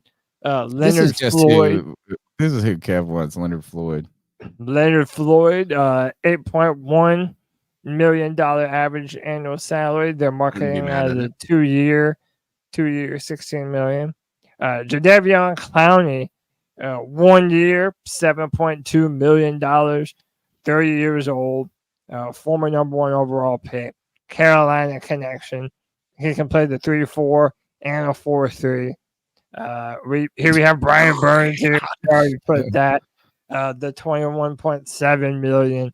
And see, when you put this in context, that's kind of what makes your stomach turn, man. Like, we're talking about paying him that much more than these other guys. That's just, I don't know, man. Doesn't make sense to me. Jonathan Grenard at $13.4 million with a 4-year contract. Zadarius Smith, $12.4 million. Surprisingly low. Yeah, for a 2-year, especially if you were signing him for a 2-year, like $25 million contract. He's older, though. I'm surprised he's going to command that, you know, if the other guys age. I can't believe Clowney's only 30. I know. It feels like that he's been in the league for 15 years. He has. He was 15 when he came in, and he just looked like a giant man. All right. I think another was Danico Autry from the Texans. 5 technique defensive ends, splitting double teams, barreling through blocks, sheer power, sometimes utilizing a chop across the tackle's face is what they wrote. The wily veteran does a good job of using blockers' momentum. He's going to be 34. So that's older. You know, I was just trying to find some guys too that are reasonable that this team might actually be able to add. So next week we'll do linebacker, tight end, some different things. We'll talk about that. I think that's I did have 2 news items. Is there the presentation? Did you upload the new one? Yeah. Oh, we never mentioned the gold helmets, but it's okay. We won't go back. Maybe the Bucks looking at Michael Penix, because I think Arians is still involved in the front office, right? Yes. Yeah. Yes. So that's interesting. I mean, really important. You know, big season this past year. He could be a player in the NFL. I think everybody's gonna say he's older. I like Michael Penix. I think he's a damn good quarterback. I mean, what would they do? Trade up? I don't know if he's necessarily It's so hard to know because Penix is one of these dudes where they're going to tell you how old he is. They're going to tell you how many colleges he's played at. He had, I think, 3 injuries. He had injuries, multiple injuries. Yeah, he's had a lot of injuries. And, dude, once you actually look into it, he has one of the weirder throwing motions. Yeah, it's odd. Yeah, so when you mirror it and you look at it as if you were a right-handed quarterback, you really see how wild that throwing motion is. Right. It's like, it just looked weird to begin because he's lefty, and then it turns out it's actually odd. This was a crazy next. Look at this. I don't know how I ran across. How have we not heard? Have you heard this? What? This is who's that guy that the Eagles drafted that fell that killed the from Georgia. Was he from Georgia? Georgia. Yeah, he was in Georgia. It was that the coach and the teammate that died in that car accident, and he fled the scene. Cody's like the best defensive tackle in the league as a rookie. Yeah, I know. His what was his name? Eagles. Come on, we shouldn't have but there was 2 of them. Remember they had the year before. So Jordan Davis was the guy that they hired. Jordan Davis. Isn't this Jordan Davis that they're talking about? Jordan, but there's another one. Hang on. No, this is the rookie. Oh no, it's not Jordan Davis. Yeah, it is. Who is it? Rookie Carter. Yeah, Carter. Jalen Carter. Does that sound right? I think Jalen. No. Yeah, Jalen Carter. Yeah. And so yeah, tell me what's going on here. This Jonathan Feliciano, who is offensive lineman, I guess. He said, dude told me he was going to murder me and my kids would never see, was going to murder me and my kids would never see me again 3 times because I was laughing at him after getting a flag. I said, I believe you got a body. You already got a body, he told him. Oh, that's kind of... And then he said he then continued for weeks posting my fam and reaching out to my friends. So he's sounding like a bit of a problem child, man. Angry. Yeah. I just thought that'd be interesting if that continues. Certainly doesn't have a great track record at this point. Yeah, except for good on the football field. Right. Yeah. Interesting. I mean, I guess, you asked them to be, it's kind of like, remember when Mike Tyson, it's like, it's not surprising. You can't cut this mess off at times. All right. That is the show. I think all we got is ice up picks to get out of here. Right. That is Correctamundo, the longest running Panther segment and the longest running Panther podcast. Tony Dunn, it is time to ice some fools up.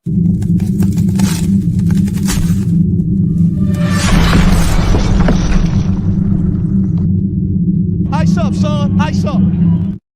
This is our homage to Steve Smith, where we tell someone to ice up, toughen up, get it together. Everyone is fair game, from 15-year-old kids in Oklahoma to even ourselves and each other on the panel. Cody, you got, what do you got? You ready? I have 4. Okay. But the off fail is short, but okay. I'll start then. All right.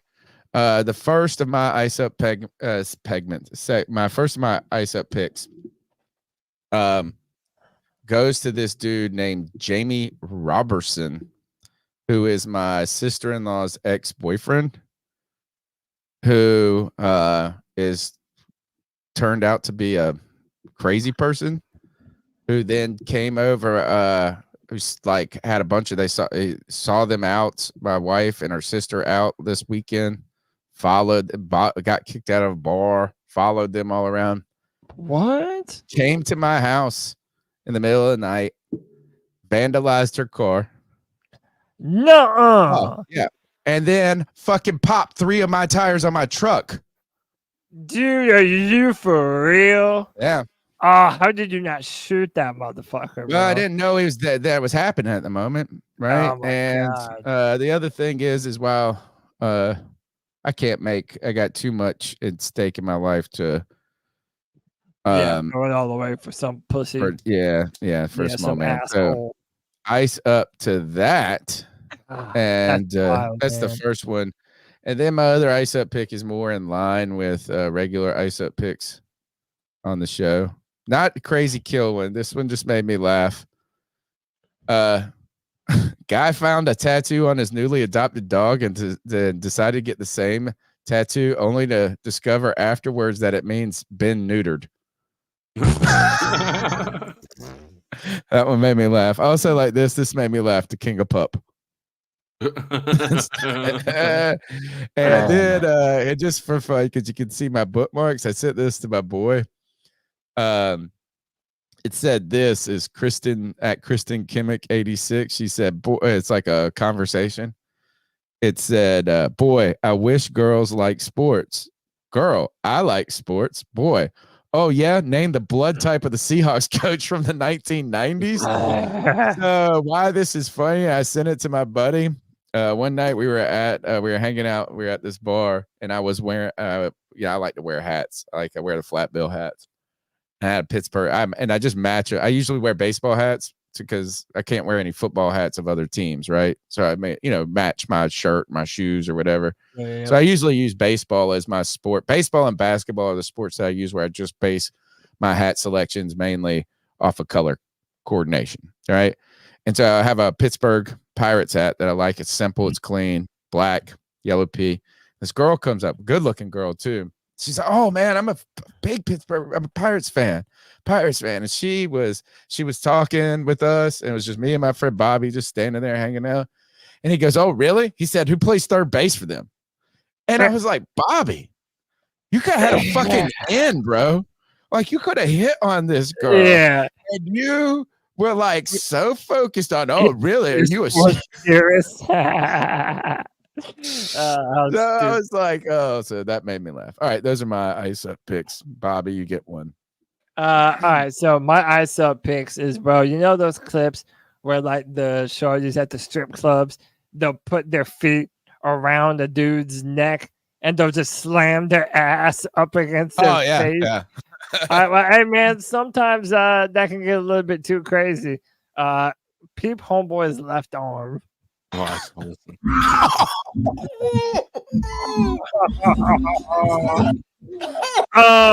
little bit so dog.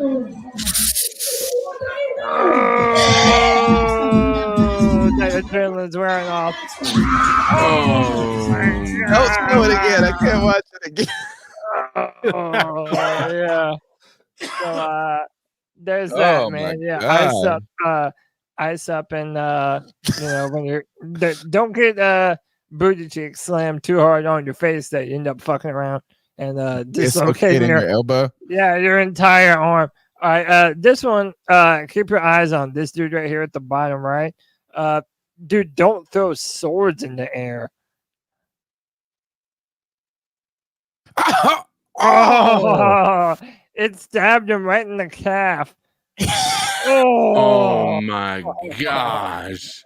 What is this thing called yard darts in the 60s and the 70s, and it was just like, hey, throw these giant spears up, kids, to see how this goes. Yeah, that was not fun. All right, should I go? Do you want to go funny next, or do you want to go traumatic? You pick. You're curating. All right. We'll go traumatic, and we'll end on a high note. Well, I got one too. So okay. So I may have played this before too. I don't know, but dude, this is so gnarly, and it should be a lesson. Enough with the motorcycle stunts on the freeway, dude.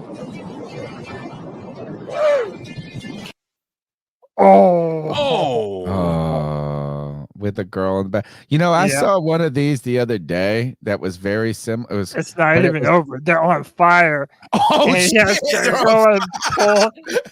to pull them out of the flames. He's knocked out. He's unconscious and he's burning. He's unconscious, dude. Yeah, dude. Just. She took a head to that. Her head slammed into that sign too, and then onto the pavement. They might all be dead, dude. Oh yeah, I did not know I that. saw one the other day where it was like a Mustang, like a race, like a sports car and a motorcycle, and they went to race, kind of like they were on the highway, and it was like, and they were big dicking each other. Yeah. And they go, and the car takes off, and that motorcycle goes, whoop, and he hit it so hard, he flipped over and just fucking destroyed his whole. Man, it was just like, oh god, you. Oh, shit. I got one more, and then CK can close this out. Ice up to this dude. It's bad when Burger King is flaming you viciously. DM'd Burger King and said, I need to make a complaint. They said, hi, Terrence, what is the complaint? So I sent them a picture of one of their burgers and said, ain't no one eating this. Look at it. To which they replied with, look at you. It's a big ass forehead. So I said, nah, that's photoshopped. And then they sent it again, playing tic-tac-toe on my forehead and said, your turn. It's obviously edited. How do you even reply to this? I DM'd Burger King and said, just roasted the fuck out of like him, Brad dude. Tillis DM'd Burger King. They haven't known that shit. No, dude. So that actually looks exactly what a Burger King burger looks like all the time. Oh yeah. They should have just been like, what's the problem? That's the fucking Whopper, dude. Then the fact that they just roasted him back, that's hilarious. But yeah, ice up to everyone involved. Yeah. So I have one, and I may be late to the game. Many of you people might have seen this, but I'm going to share it anyway. So I'll just let it. I love these where this is the courtroom ones. Oh, this one's going to be funny. Videos to my homeboys. Her friends. You don't believe me? No. You don't believe me? No. I don't believe him either. I have a video. I brought it to you right What now. video? Oh, okay. Well, I see. Right What video? I want to see it. Right. We're about to see it. Yeah. Yeah. Now it's. Yeah. Definitely. Kimari! See this right here. What? Is that real? Videos to my homeboys. What? You don't believe me? No. You don't believe me? No. I don't believe him either. I have a video. I brought it. So to clarify, he is saying that he's frustrated because she's been sending videos to his homeboys, and I'm guessing they were in a relationship or something, and so she wasn't expecting him to have the videos. And then how it's like Napoleon Dynamite meets a big giant fat woman. I don't, just look at the planking one, dude. Like the planking part of this. Hold on. All right. So you What video? Oh, okay. Well, I see. Right What video? I want to see it. Right. We're about to see it. Yeah. Yeah. Now it's. Yeah. Definitely. Kimari! See this right here makes me mad all over. What just put right here?